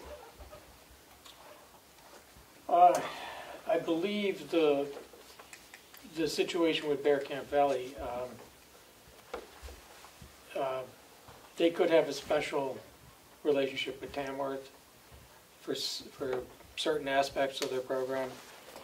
There isn't a lot of child care preschool in Carroll County, and they take from all over the county. So I don't know where you're getting your numbers. From the application materials. Yeah. Which included number of students per town. Yeah, I know there are people from Ossipee going to Bear Camp Valley, so I don't know if you saw that in the numbers, but they had 3 students from Ossipee. So, did you have any? Representative Smith, you also. Mr. Chairman, I can just elaborate on those numbers. I have the sheet in front of me. So there's 53 children in the program. 66% of them, or 35, come from Tamworth alone. 2 come from Effingham, 2 come from Freedom, 2 from Madison, 1 from Moultonborough, 7 from Ossipee, 1 from Sandwich, 1 from Tuftonboro, and 2 from Wakefield. Those are your numbers. Thank you, Representative Smith. Representative Woodcock. Thank you. Just some clarifications for the chair. I thought the policy was that we have not been funding programs that are receiving municipal funding. Question for the Commissioner. You. For the Commissioner. Excuse me? Question for the Commissioner. No, I was asking for you for clarification, but I'll be happy to ask them. Yes, it's their policy. I thought, Commissioner, That's policy. Is the policy? That's the policy. In fact, there are some organizations that have pursued municipal funding that we've told not to, and they've stopped. Whitehorse being one of them. But, yeah. Follow. I'm hearing from documentation that Representative Page indicated that some of these agencies that you're proposing to spend money on are receiving municipal funds this time. So would those be, are you going to delete those, or are those going, is that an error, you just change your policy midterms, or what? Well, I can't delete them. I'm not in a position to delete them. You had mentioned 68 hours of, and 68 hours of, where are they getting? I don't have the municipal money, but I don't know if Representative Smith? The town of Oshby, we're given 7,000, and I do support it as far as town of Oshby goes, but I could not support it as part of the county operating budget. I don't think Wolfboro gives them. Yeah, we do. Okay. Yeah. So. Representative Cordell? Mr. Chairman, I would just like to speak to the general process, in that historically the regional appropriations had been a mess with no process in place at all. Correct me if I'm wrong, Commissioner, but I think it was maybe about 4 years ago or so, at the request of the delegation, there was actually a process and application forms and everything else put in place to try and formalize the process and provide transparency. And I think that the commissioners have done that, and I think that transparency for the appropriations is in a lot better place than it was just a few years ago. Representative Wilcox? Mr. Chair, I would ask that the vote on the appropriations today be tabled until the commissioners can bring back a document that follows the policy. If the policy that excludes all municipal or all outside funding from town budgets, then that they follow that. And I'm not suggesting that the improvement over 4 or 6 or 8 years ago before the new commissioners were in isn't valid. I think that it is. But I don't think that you can't have transparency by any means if you're saying we're following it or we're not following it. You either are or you aren't. And if the policy, I'd be happy to look at the policy, to send us a copy. If the policy is that they do not support any program or fund any program out of this appropriations that is receiving municipal or other town funding, then that's what that should be. And if it's just an option, then that's fine with me. But okay, so I'm making that a motion to table until we receive clarification on the accuracy of their appropriations. On that particular one? No, all of them. All of them. I'm just, the issue has come up now, we have 2 out of X number that don't, I don't know about the other one, so I was just asking to go back and check and make sure that they're following the policy on all their submissions, because apparently 2 they aren't. And I support it, it's not I don't support it. I agree. I think we're digging a little bit too deep, but to keep everybody together on this, we can request that of the commissioners. The commissioners don't have to do that. They've already submitted their budget, and this is what it is. So I just want to make sure that we're clear on that. So, you certainly can. So then we would be knowingly approving, if we approve, obviously there's no table because no one seconded it, but if we're knowingly approving a budget, appropriations that we know are in violation of the policy. Representative Cordelli. I would think that would be your interpretation of it. But the delegation, correct me if I'm wrong, Mr. Chairman, but can adjust any of the line items within this proposal. If you'd like to delete one, we certainly can. No, I have no. I'm not objecting to the organizational determination.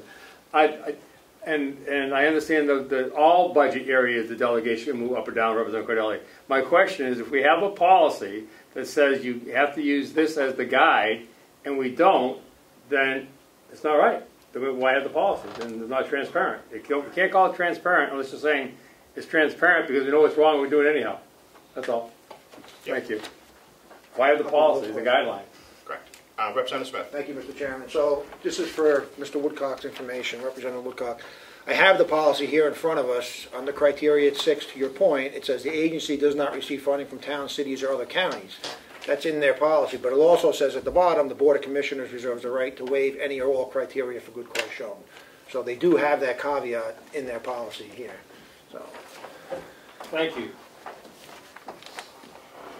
Does that clarify a little bit for you, Representative Woodcock? Or? Oh, it does a wonderful job. Thank you, Mr. Chairman. You're very welcome. I knew there was something in there, but I couldn't think of the wording. Representative Woodcock. I'll pass. Thank you. Pass? Okay. So, seeing as there was no, the table motion wasn't seconded, do we have a motion to approve $480,000 in regional appropriations as presented? Mr. Chairman, can I ask a question? Certainly. Before we make a Representative motion? Smith. I asked at the last meeting if we can vote on these separately, because if there's 3 of these I will not be voting for, and if a lot of them I support, some of them I don't, so I don't know if we can proceed that way. Would you like to do them item by item?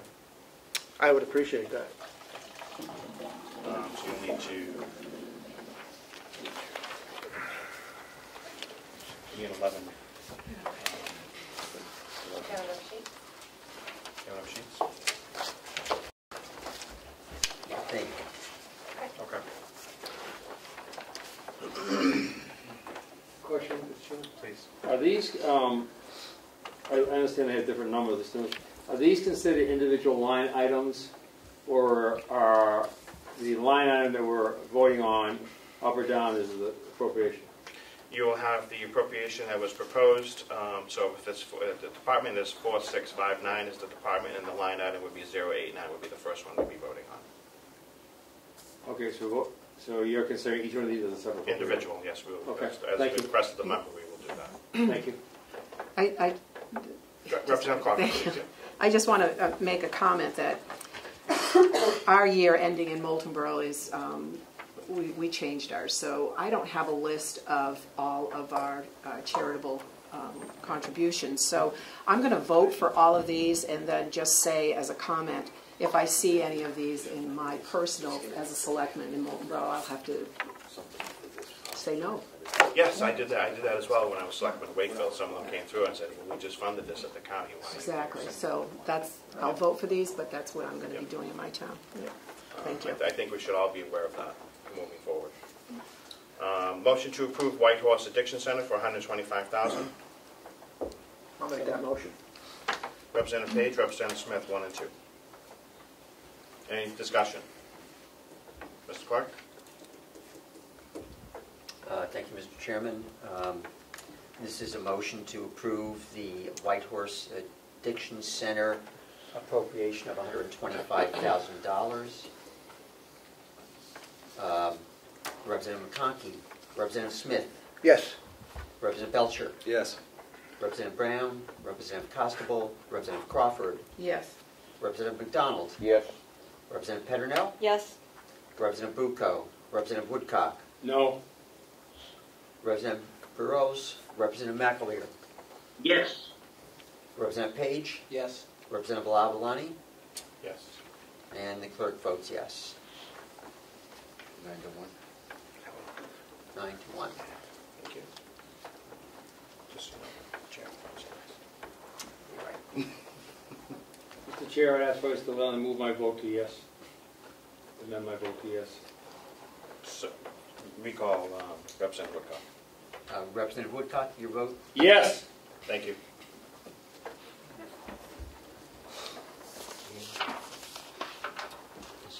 I did. The Child Advocacy Center for $55,000. Motion to approve. So moved. Thank you, Representative Page. Second. I'll second. Thank you, Representative Peternell. Any discussion? Mr. Clark? Thank you, Mr. Chairman. This is approval of the Child Advocacy Center for $55,000. The clerk votes yes. Representative McConkey. Representative Smith. Yes. Representative Belcher. Yes. Representative Brown. Representative Costable. Representative Crawford. Yes. Representative McDonald. Yes. Representative Peternell. Yes. Representative Bucco.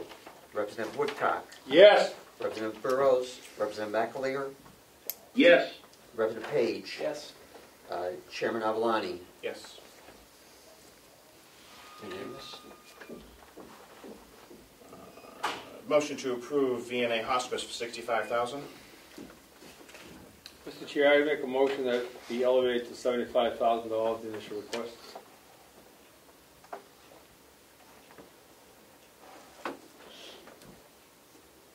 I'll second that. Second by Representative McDonald. Any discussion?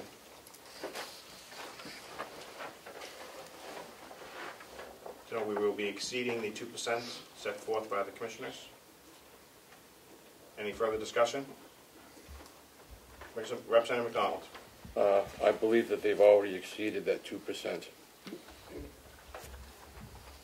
If you add up all the numbers. You have to subtract A&E. Representative Smith. Thank you, Mr. Chairman. I have a question for the Commissioner. Ultimately, you're in charge of expending these funds. So if the delegation chooses to appropriate more, are you going to expend them? I know you can't speak for the whole board, but otherwise we're wasting our time. I think the way it happens is they invoice us. We're not just going to give them the money. They'll have to invoice them as it's needed. Isn't that correct, Bonnie? That is, but I don't think that's the question. No, actually, and we'll approve invoices as they come before us based on what they say.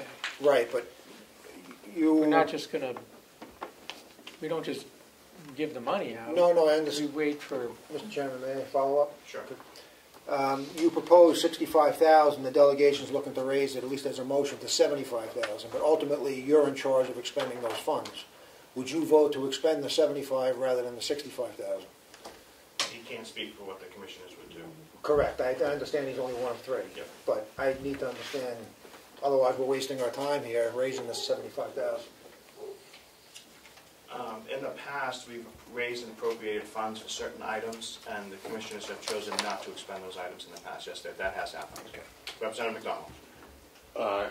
I just want to show the importance of this.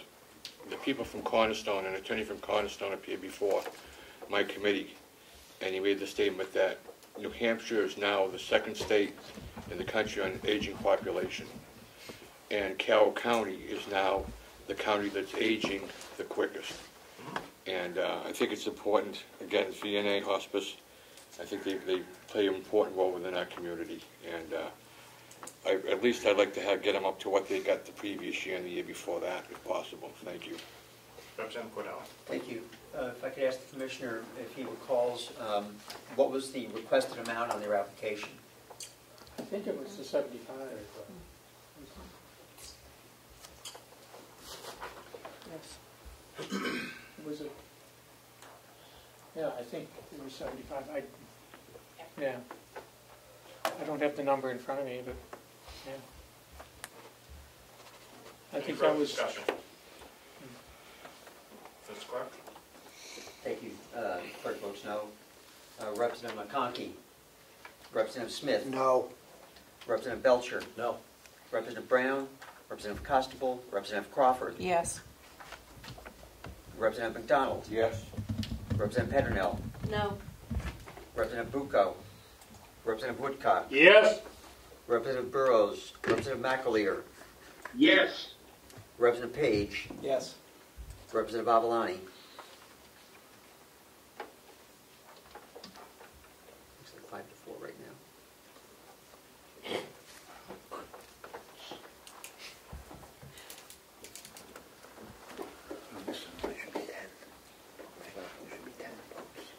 I don't know what the final vote was.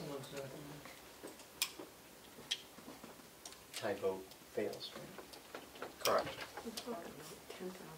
Oh, Yes. Motion passes 6-4. Thank you, folks. Thank you, everyone. On behalf of the aging population, which I'm soon to be part of. We all are. Some of us are already part of it. Retired Senior Volunteer Program, $75,000. Motion to approve. So moved. Thank you, Representative Page. Second. Second. Thank you, Representative Crawford. Any discussion? Mr. Clark. Thank you. This is retired senior volunteer program, appropriation for $75,000. The clerk votes yes. Representative McConkey. Representative Smith. Yes. Representative Belcher. Yes. Representative Crawford. Yes. Representative McDonald. Yes. Representative Petronell. Yes. Representative Woodcock. Yes. Representative McAleer. Yes. Representative Page. Yes. Representative Avalani. Yes. Unanimous? Jeff, I got 10. Yeah. Did you get the motions in a second? Page and Crawford.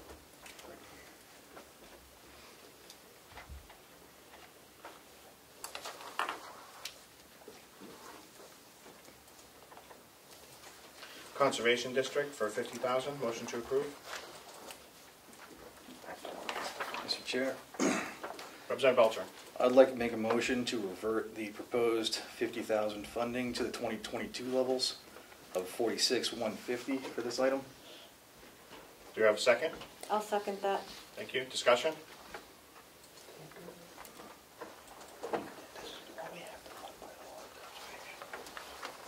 We have to fund by law. Yeah. Not by that amount. Commissioner Platch, did you get a request from them for increase, or is this basically a salary increase? That was requested. I believe it's a statutory obligation, though. It is. So why are we changing it? Don't know why did it go up? I think that's the more important question. Was it just a blanket request? Why does anything go up? I mean, it went up. That's why I'm not sure if it's a. It went up. So was They it, requested 50. They told us it's 50 this year. So, did they give a reason why it was 50? I don't recall offhand. It's probably in there. Increased costs. It's increased costs. Okay. Yeah.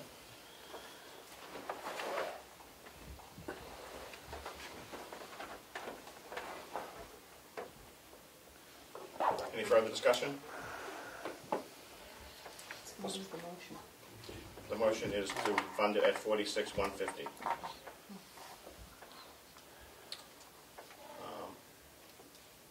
Having heeded the suggestion of the commissioner, I will not be supporting this motion. Mr. Clerk. Thank you, Mr. Chairman. Conservation District appropriation at $46,150 is the motion. The clerk votes no. Representative Smith. No.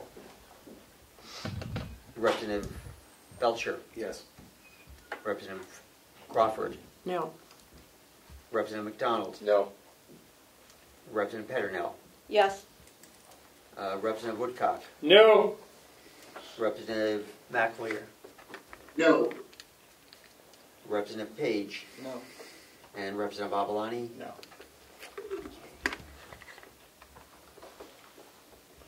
2 to 8, motion fails. We have a motion to approve for $50,000. So moved.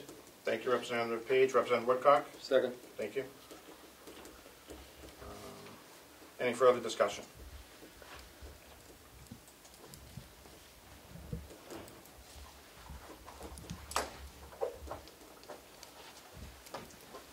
Mr. Clerk?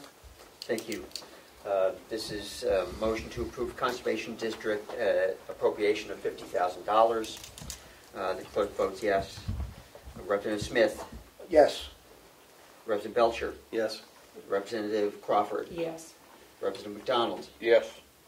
Representative Petronell. Yes. Representative Woodcock. Yes. Representative McAleer. Yes. Representative Page. Yes. Representative Avalani. Yes.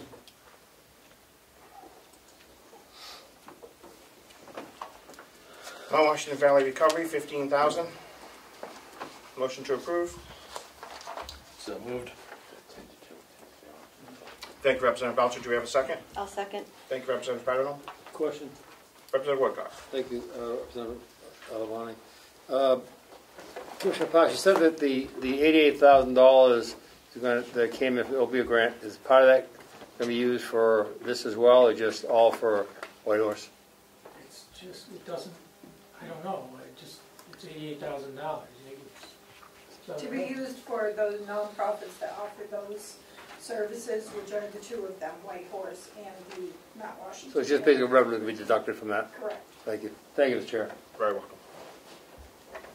Any further discussion? Mr. Clark? Thank you. The clerk votes yes. Representative Smith? Yes. Representative Belcher? Yes. Representative Crawford? Yes. Representative McDonald? Yes. Representative Peternell? Yes. Representative Woodcock? Yes. Representative McAleer? Yes. Representative Page? Yes. Representative Avalani? Yes. This is unanimous. Thank you. The NIC at 15,000.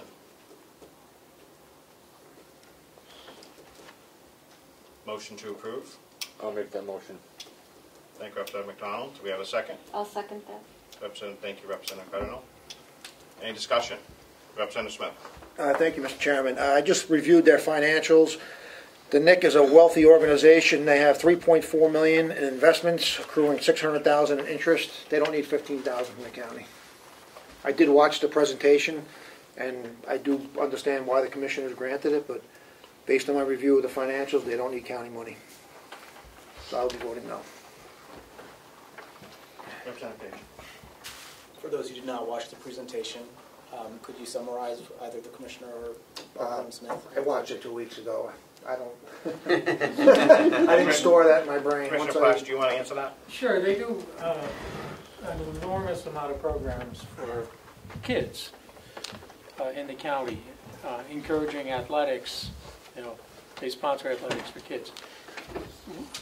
I saw the numbers in their application. They get kids from all over the county, and a lot of them. And this money will help fund scholarships. You know, there's a cost to these programs, and it will help fund the scholarships and some equipment and for the kids that are doing this. I think it's the only one. You know, we don't do a lot for kids, you know, in these regional appropriations. They are focused on the older people. So this will do something to encourage healthy kids.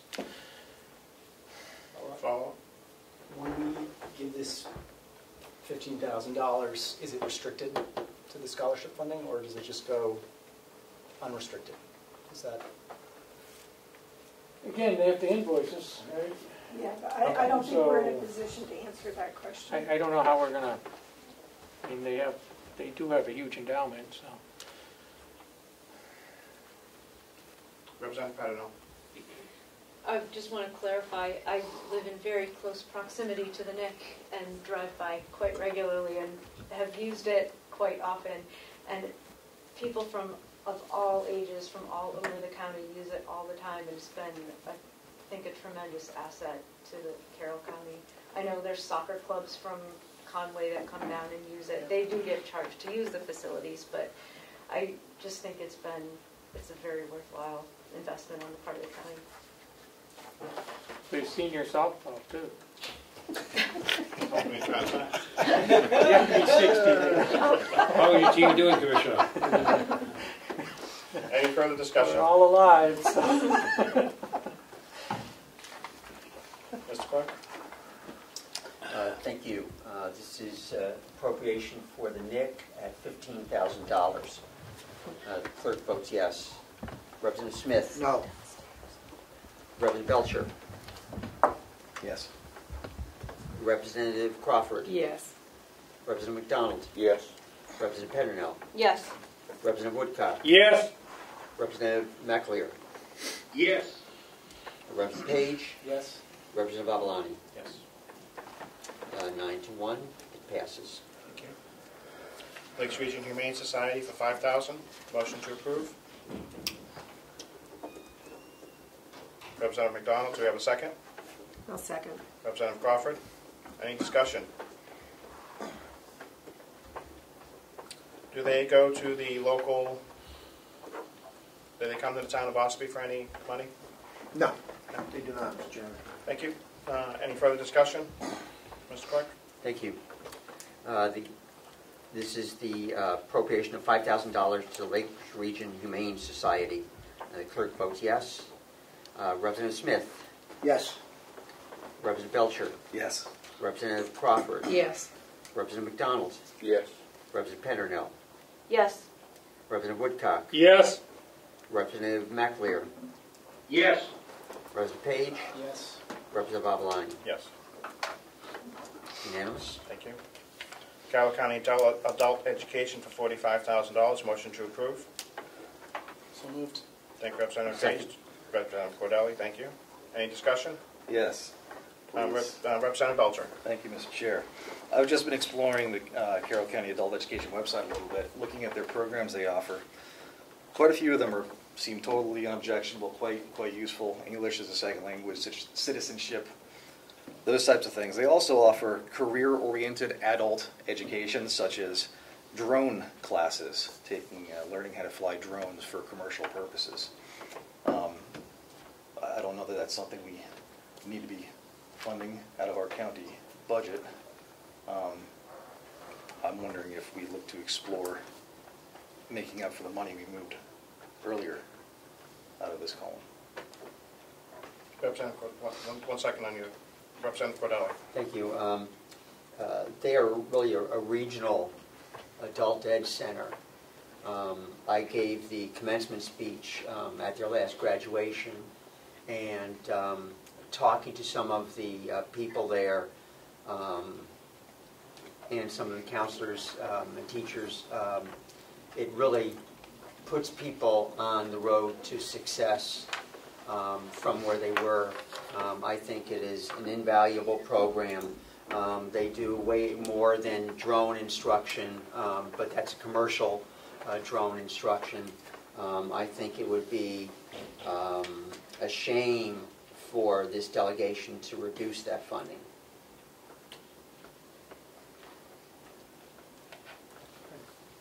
Commissioner Commissioner Platts, did you have something to add? Just that they do the high set at the jail too, in our corrections here. So they do some programs here on the campus? Yeah. Thank you, Representative It's Woodcock. invaluable. Thank you, Chairman. None of these other programs have we stipulated how they can use the money or impacted their programming. We asked about scholarships, we asked about a zillion things here. So this would be no different than the others, that according to the finance officer and the commissioner, that they bill and they can distribute it how so they like. Thank you.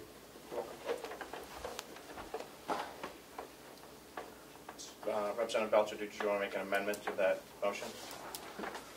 Reading the room, I don't think that's necessary. Thank you, Representative. Any further discussion? Mr. Clark.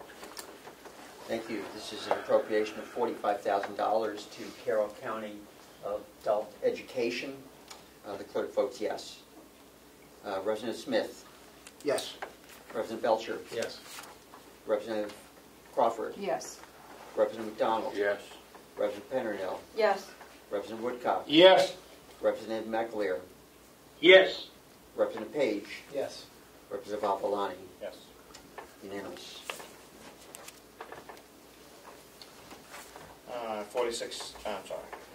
68 hours of hunger, 5,000. Motion to approve. So moved. Thank you, Representative Peternell. Next, second. Second. Thank you, Representative Belcher. Any discussion? Any more discussion? Mr. Clark. Thank you. This is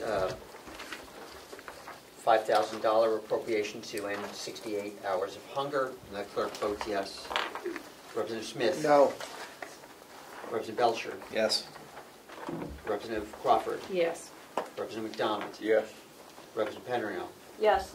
Representative Woodcock? Yes. Representative Burrows? Excuse me. Representative McAleer? Yes. Representative Page? Yes. Representative Avalani? Yes. 9-1. Passes. Thank you. Chair, we just make note on this form that this is for governor or school district. It's not really 60 hours of hunger for the organization. That's why I asked before where the checks went. That's just the overarching name of an organization. Correct. Is that how it came in, Commissioner? Yes. Thank you. Big Camp Valley, $25,000. Motion to approve. So moved. Thank you, Representative Page. Second. I'll second. Representative Brennan, any discussion? Representative Smith. Again, I just like to elaborate, 66% of the kids come from one town. Yes, it's available to the whole county, I get it, but people are not going to be able to travel to Tamworth from the northern part of the county. So, again, I can't fund it because it's very isolated in the area of the county where it primarily serves. Representative Page. I agree. I'll be voting to support it, but I think looking ahead to next year, I think it's a challenge, especially this need is not a Tamworth need, it's a county need. And if we're going to be looking at helping to support our child care centers here in the county, we need to be looking at how we can make the biggest difference. I also feel probably $25,000 for a small center like this. They're already looking at their budget. They're counting on this at this point, and I don't want to pull the rug out from under them. So it's a huge chunk of their budget. So I'll be supporting it. But I agree in principle with what you're saying. Thank you, Representative Page. Any further discussion? Mr. Clark. Thank you. The motion on the floor is an appropriation of $25,000 to Bear Camp Valley. The clerk votes yes. Representative Smith? No. Representative Belcher? Yes. Representative Crawford? Yes. Representative McDonald? Yes. Representative Peternell? Yes. Representative Woodcock? Yes. Representative McAleer? Yes. Representative Page? Yes. Representative Babalani? Yes. Motion passes 9-1. Thank you. Bottom line number is $490,000. Any discussion? Mr. Clark. The motion is appropriate $490,000 to regional appropriations in the budget. Yes, sir. Motion to approve. So moved. Thank you. Second. Second. Thank you, Representative Woodcock or Crawford, your choice. And whenever you're ready. The clerk votes yes. Representative Smith? No. Representative Belcher? Yes. Representative Crawford? Yes. Representative McDonald? Yes. Representative Peternell? Yes. Representative Woodcock? Yes. Representative McAleer? Yes. Representative Page? Yes. Representative Babalani? Yes. Motion passes 9-1. Thank you. Thank everyone for their support on that. And might I suggest that if members of this delegation wish to be more involved with the process, that they make themselves available to the commissioners during their meetings.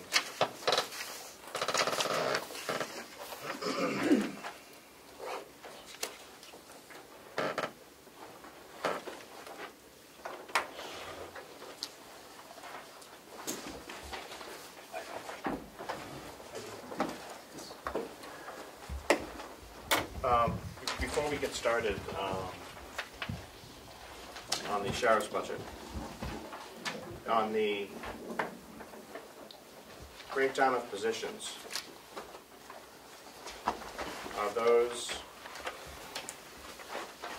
initials or are those initials of the job?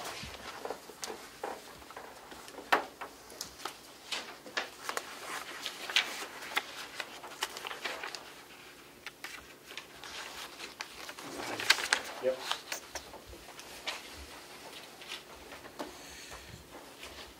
Those are initials, personal. Can you get clean copies of these without initials of employees? Yes, you can. Thank you. It's not my I print. would suggest everyone turn your copies in, take the budget lines and return the personnel schedule to the end of the row.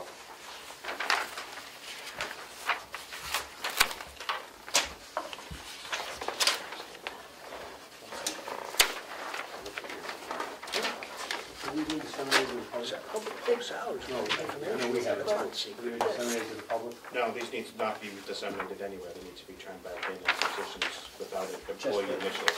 I understand that. It has a lot more than salary information on it. Right. That's have they already? That's the reason. That's have they already? Medical, No, we just have that it. sort of thing. So I want to make sure that we collect them. Yeah, there's one page. Just look at it. We turn these in. Do you want it up? Probably to the commissioners so we can get clean copies.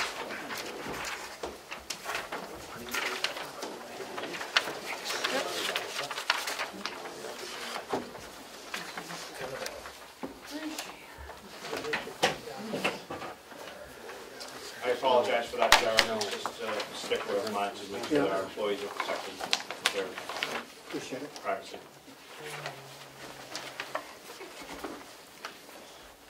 You see a lot of that in Concord.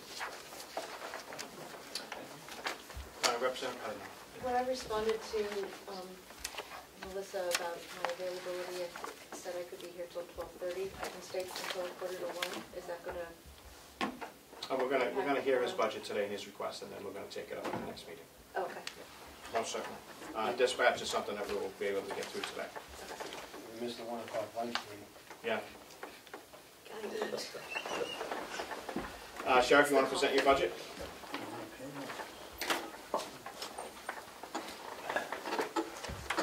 Good afternoon. You want to start with the dispatch or sheriff's side? Let's do sheriff's, then we can get to that, so I know we can take care of the dispatch.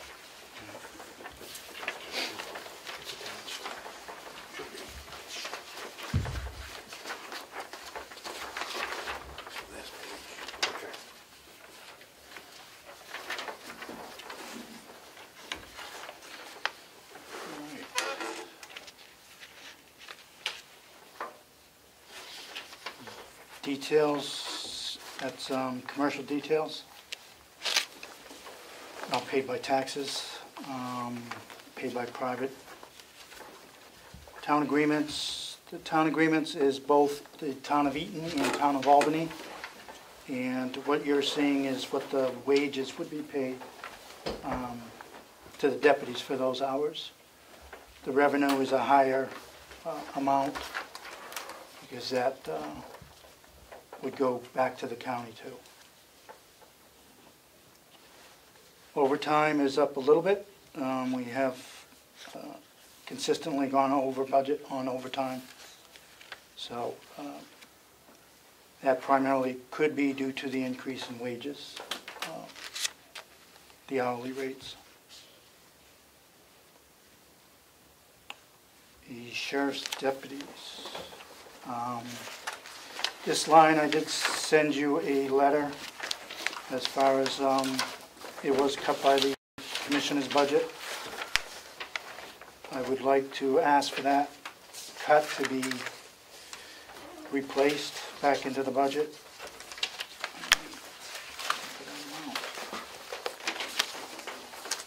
Do you want to go back to the 1,001,000?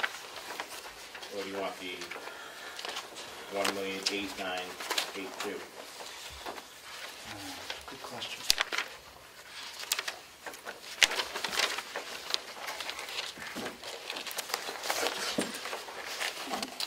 It was about $52,000 if I remember right. Okay. Do you have the numbers without that increase? Do we get numbers with possibility of that increase? So we know what we're looking at for our next meeting. So would be the $1,011,461.97. Yeah, and there'll be corresponding lines with that as well. Can you get that to the CFO to make sure we have those numbers? If we choose to increase it or not. I understand. Thank you. The increase in line was there is a 4% increase to the contract wages, and there's also 5 deputies that will be receiving longevity increases, which is 50 cents an hour on top of that per the contract.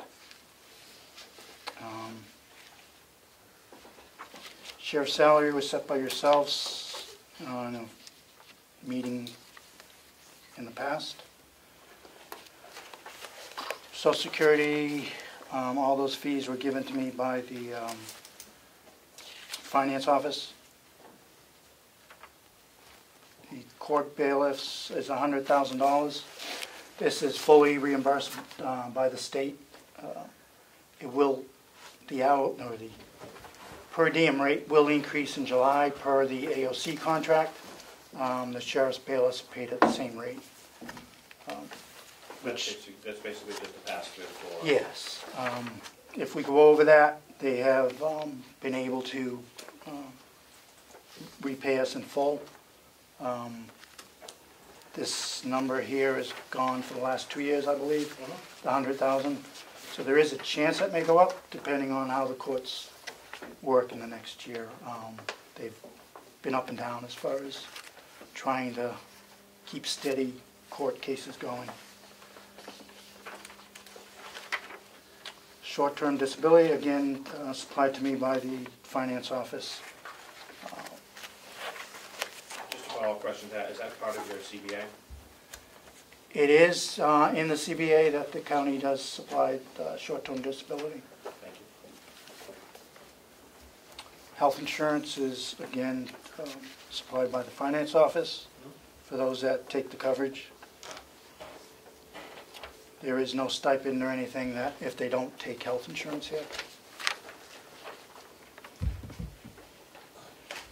Retirement is per the calculation for the state. Workers' comp is a finance number again, along with unemployment compensation.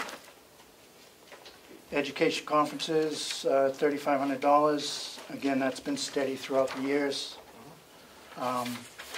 Is for any classes that we do have to pay for training, and also the contract item for college incentives is figured in that line also. And that's either they get reimbursed for classes or they get a one-time bonus for whatever degree they might have. They do not get both. Okay, and that's not yearly, that's just one time. Right. Classes can be continued as long as they have not received the degree bonus. Thank you. Medicare, per the calculations in the finance office. U.S. Forestry, we expect that number to be the same. Our detail rate has gone up from $70 an hour to $75 an hour this year. So all these detail entities are aware of that, and that's what they'll be paying. So what it will mean if they don't increase the budget will be less hours that are put out there because of a $5 per hour increase.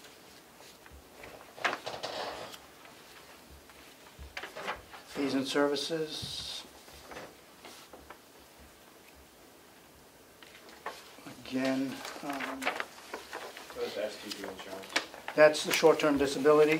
This year, there were deductions made by the finance office from my budget. That's why you're seeing the September 2022 line over budget. So, I disagree with that method, but it was done.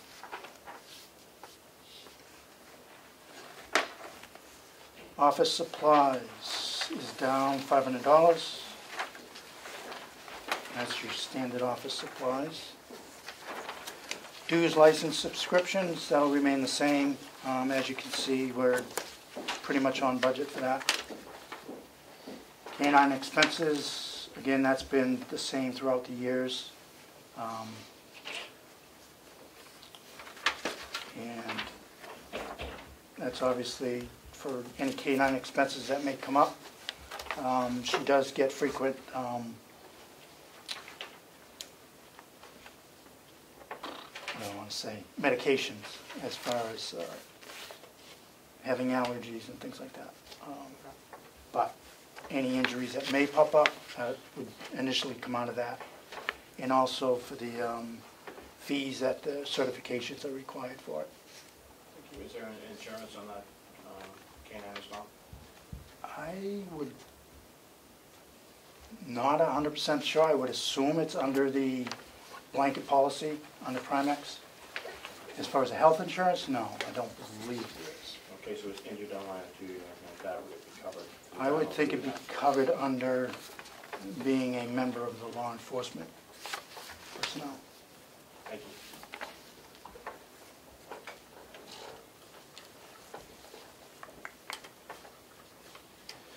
Deputies' expenses, those are miscellaneous items that come up during the work duty if they have to run in and grab something as far as whether it's duct tape, locks, anything.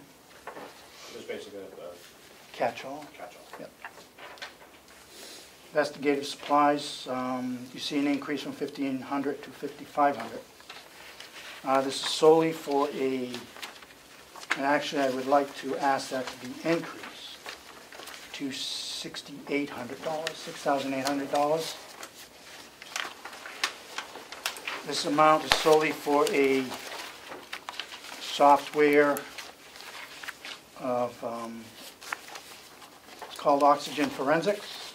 It's much like Celebrite, but does more than Celebrite, which is used in some parts of the state as far as downloading information from phones that we seize, laptops, things like that, to get information. It will be able to pull up any kind of records from those things. We'll be able to put them in multiple report forms, data sheets for investigative uses to provide criminal charges. There is no other ones used in the county. Moulton Borough Police originated this. Unfortunate to Moulton Borough Police, we have taken that person that was trained by Moulton Borough on board with us. So, so that's why the request for that amount. That would include the first year. And then the second year would be, I believe it's $2,800 and change. So this is an ongoing yes. IT supply? Annually, it would be a updated subscription type. Question? Representative. Thank you. Sheriff, on this software, do other towns, I heard you say that you procured the IT person to run this from Moulton Borough. My associate is very happy about that. Do other towns have the opportunity to use that, Dom? They will. Okay, so right now, we all have to pretty much go to Concord to have these things done, and there's a waiting line, basically, as was with any other forensics. Right. So this would be a substantial bonus for this county, because everybody would have access to it. It's not really a county. It's really a county use yes, versus yes. It would just put it under our versus umbrella. just your, okay, right. The deputy is trained to perform Yep, the duties of it. Thank you. Thank you, Chair.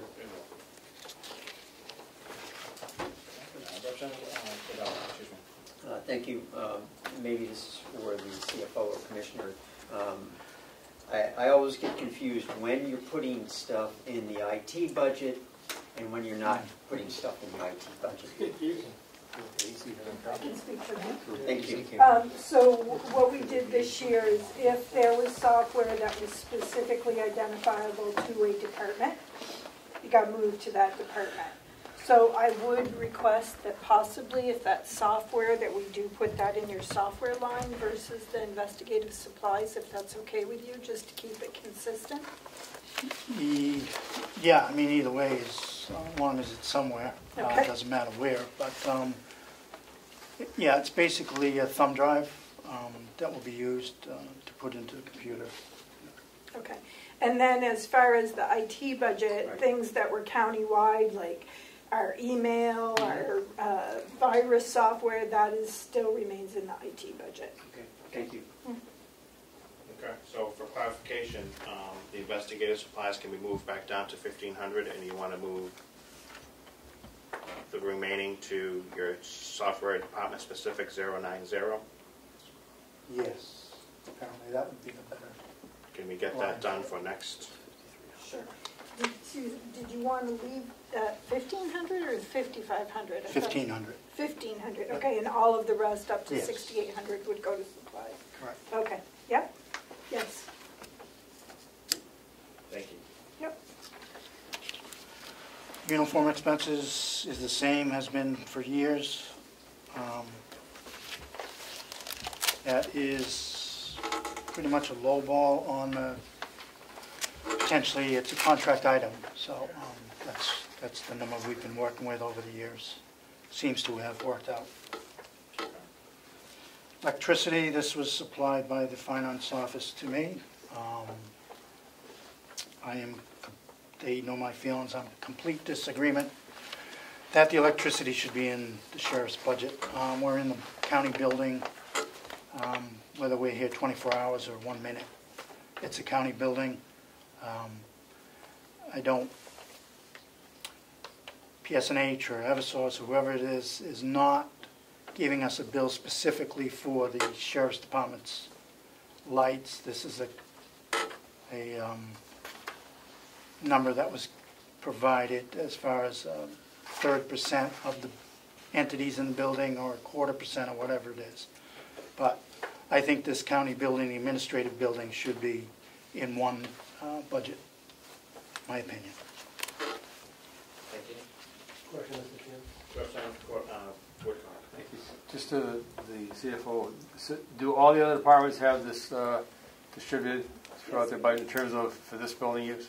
Yes, they do, and it was all based off from last year's bills and the square footage given to us by Bob Murray of each department. Thank you. Thank you, Chair. Propane, those are items that propane is needed for tower use or the barn that we have the trailer in, and supplies over there.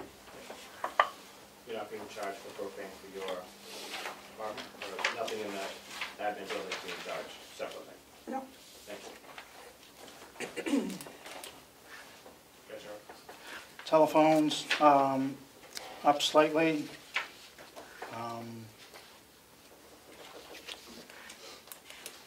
This was an increase to a data plan and phone lines that are currently in use. Radio communication expense is currently the... Yeah. This goes back to the cell phone line. I was wondering if the commissioners have recently re-examined who is given a county cell phone and who we are paying a portion of their own cell phone costs to. Yeah. Looking at the policy, we are doing that examination.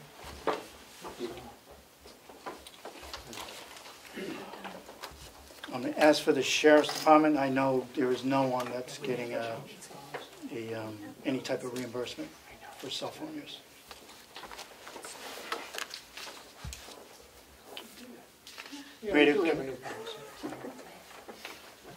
Radio communication expense.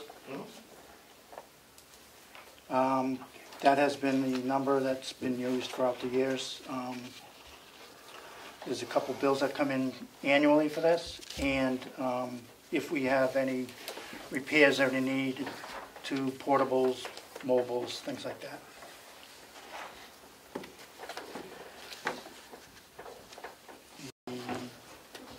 Vehicle lease purchase is a capital item, has been for the last few years. The vehicles are now purchased. Do you want that information or no? Or do you want to wait till capital comes up? Vehicle expense is up $15,000. 90% of that increase is to fuel. We were about $20,000 over fuel budget this year. Mr. Chairman, quick question on that. Who does your maintenance on all your cruisers, Sheriff? We use Northern Tire and Carroll. Does 90% of it. Yeah. Okay. Thank you. They both have treated us very well, give a discount. Also, we feel comfortable with the security of what they've provided for the cruisers. And the fuel costs, you're still using WIX? Fuel costs, we have WEX available, but that's for only if they're out of the area. We have transferred back to the state as we calculated, I think it was in March or April, that it was a substantial difference and went back to the state. The state has steadily crept back up, so we'll keep reviewing it. And you're still using the state? Yes, 100%. Thank you.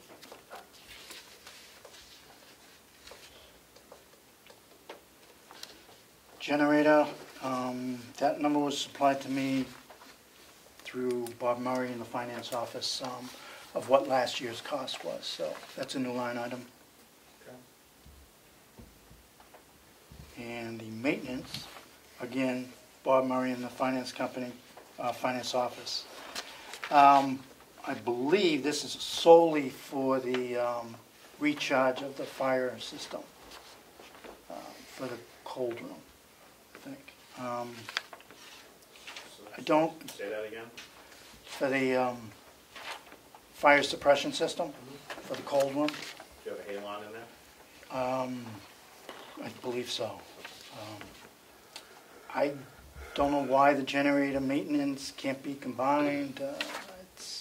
But again, that was not my initial thought. Photocopier expense. It's down slightly. Software department specific is what softwares have been transferred back to us for annual software items. And that will be increasing with your other new... Yes. Extraditions down slightly. Again, that is a holder just basically for New England-wide extraditions. If they go out of the New England area, then it falls onto the county attorney's budget for extraditions. Property liability, that number was given to me by the finance office again. Firearm training equipment, same number it has been for years. It seems to be used each year. So we'll continue with that number. New equipment, again, this $8,000 has been the same for the last 3-4 years as far as that $8,000. And it's solely has been used for the equipment that is put into the 2 cruisers that have been turned over annually.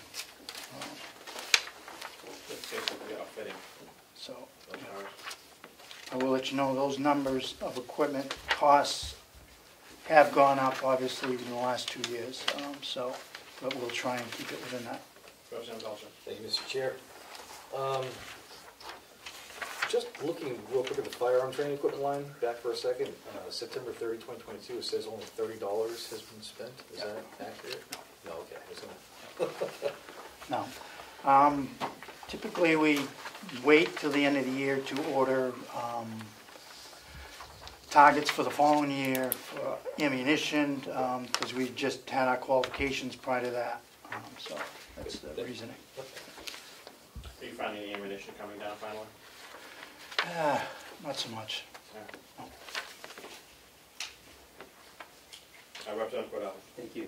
I guess this is for the CFO or Commissioner. I was wondering if, with the move to department-specific software, if we could get a breakdown for each department as to what software is included in those line items. Sure. Master request of the subcommittee? Pardon? A request of the subcommittee? From the chair of the subcommittee, yes. Yeah. To the subcommittee, okay. Sure. Thank you, Sheriff. We will get those new numbers and the changes so we can go around with it. Thank you. Dispatch? Dispatch.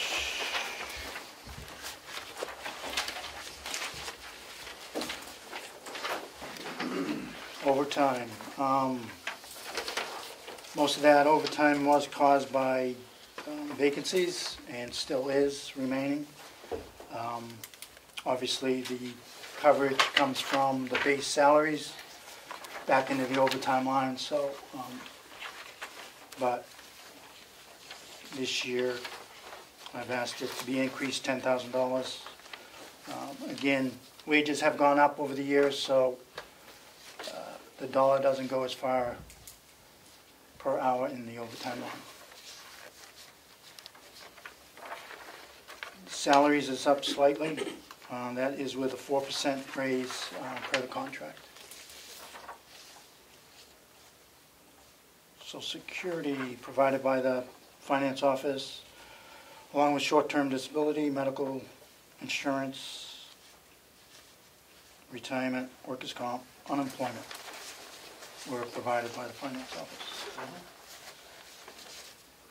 Education conferences is the same as it has been throughout the years, same as the sheriff's line as far as classes if they do take courses outside anything free, and the incentive contract item is payable through that. Thank you. Just a question. I noticed 0% spent for education conferences in both sheriff and dispatch budgets. I believe they've pretty much been spent down, as far as I remember. Education conferences has about $2,800 left in the sheriff's budget and $1,100 in dispatch as of the time this came in. But we still may have accruals, so not fully spent, but right up there. And I will, I guess, discuss that with the commissioners at Thursday's meeting as far as, I believe the college bonus degree payouts were paid out of payroll, where I submitted them through this line. So I think that's either needs to be reimbursed the payroll from this line or directly taken out of that line. I think that's what happened this year. So you're sending me some transfer? Yes. If necessary. Yep. Thank you. Any comments?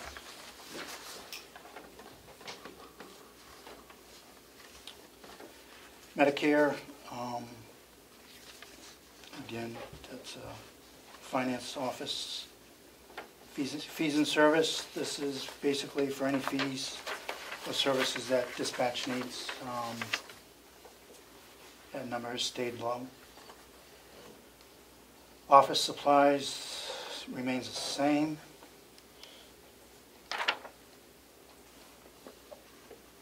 NCIC terminal, that is a holder, basically the $1. State has not charged it in 8 years that I know of, something like that. And I don't think they're going to.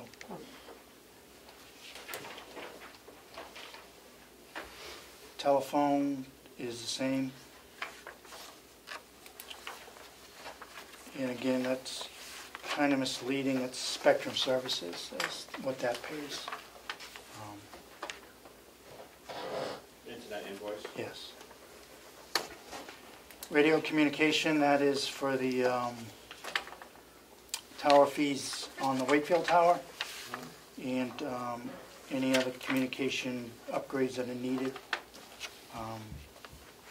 Is that going up? And also that covers the annual agreement between Ospey Mountain Electronics for services. Yes.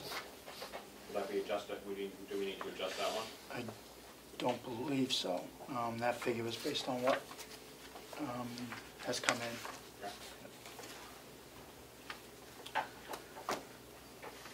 But I will take a closer look at that.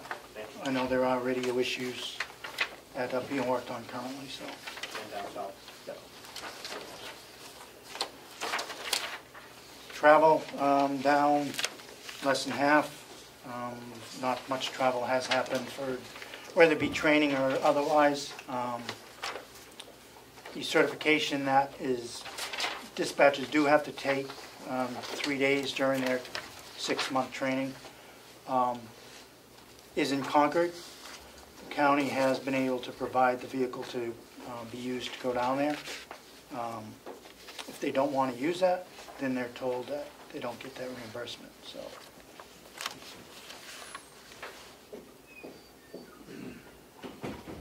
Photocopier is the same, and software department specific. That is a transfer item from the IT line. New equipment, that has been the same over the years. Basically supplies a chair annually. This last year's chair was $1,100, something new that we're trying out. But again, different people, different personalities require different seats. So. Yes, and then you were able to do your build out as well this year? We're working on it. Working on it? That is going to need some additional funding from what was originally put into the capital funding for that. There was a lot more than I had projected as far as involvement, electricity and things like that. We even have to pay to run the IT lines. Those were not included in the bill. So we've seen that through capital? So if, I guess if that is the catch-all for that, yes, unless the commissioners come up with something else. Thank you.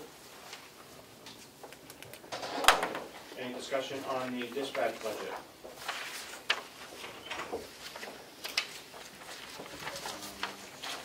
I would move to approve.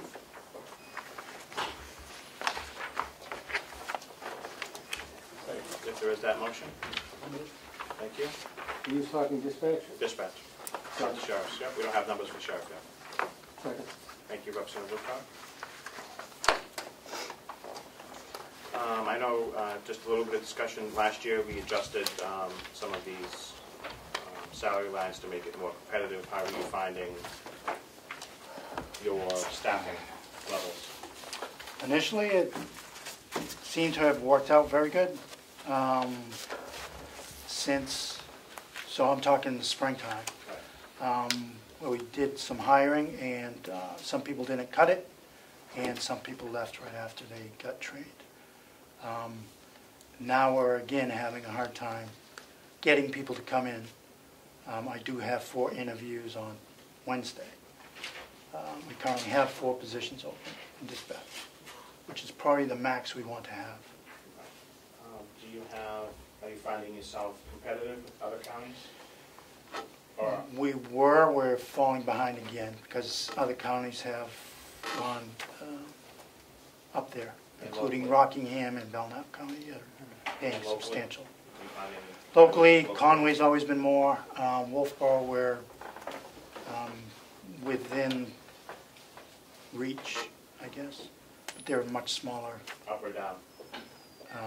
They're a little up. Do you need any adjustments in these lines? I guess if I want to take time to think about it, obviously anything would help.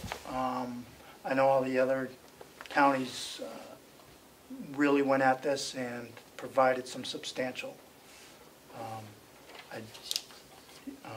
increases. Where are you at with the state police? Because I know that there's also such. I have not looked at the state police. It's not in their advertisement that I saw, but I have not asked. I have to imagine they're up there. They did a $10,000 incentive for recruitment for troopers and for retention for the troopers that are there. So I would imagine their dispatches up there. And they just had an overhaul on NCIC personnel.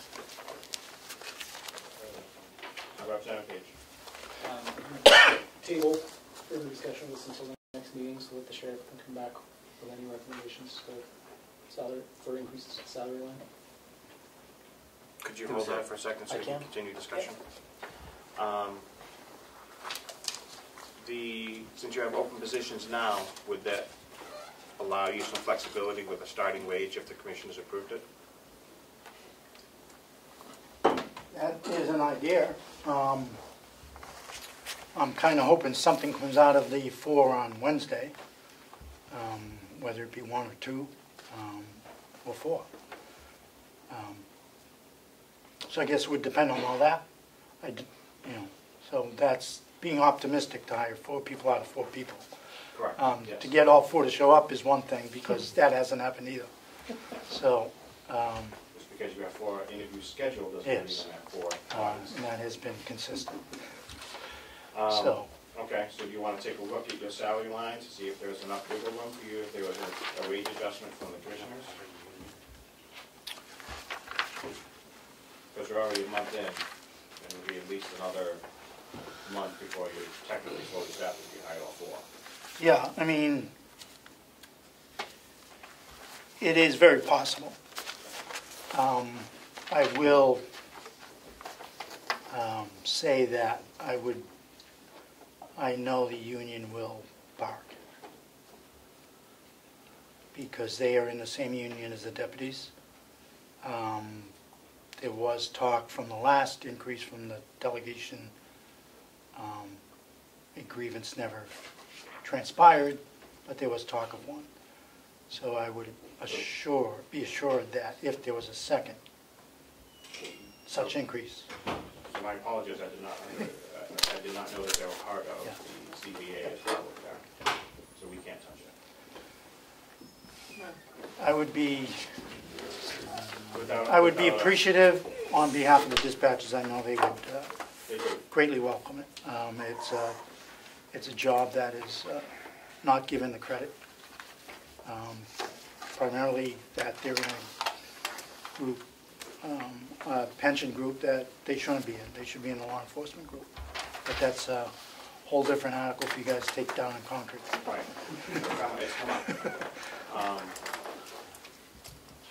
So to Representative Page, if we were to adjust this might end up in a grievance. I would. Still want to move forward with your favorable motion? Okay. Thank you. So if we approve this as is, you would be satisfied?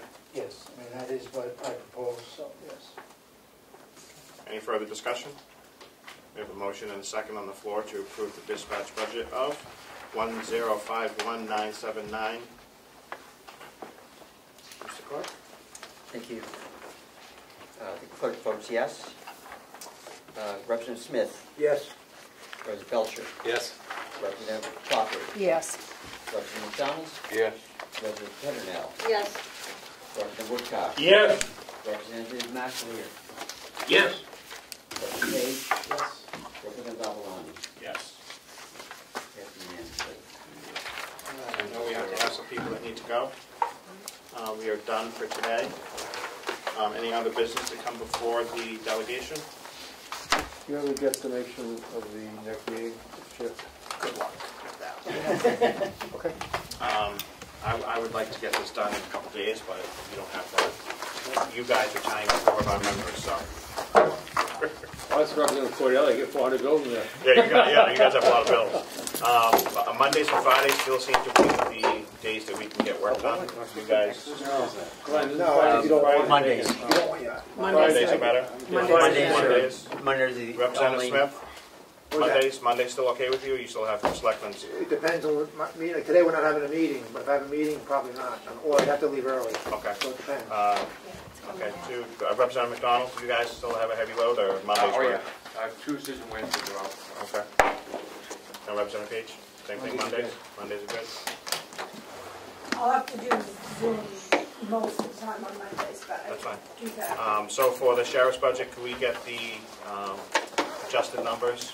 If we were to approve the new position with the corresponding numbers and the transfer of the IT items? Yep. And what's the next date? Have you said it? No, we will send it out to be hashed over. Yep, I will do my best. All right. Any public comments? Is there a date for the subcommittee meeting? I have to schedule it. I'm looking at the schedule for the week after this. We don't have that set on our committee yet. What else are we doing? Yeah, right. Sure, but anyway. Here. Everyone, your pen? So you think we will recess the delegation meeting until the call of the chair? Thank you, everyone.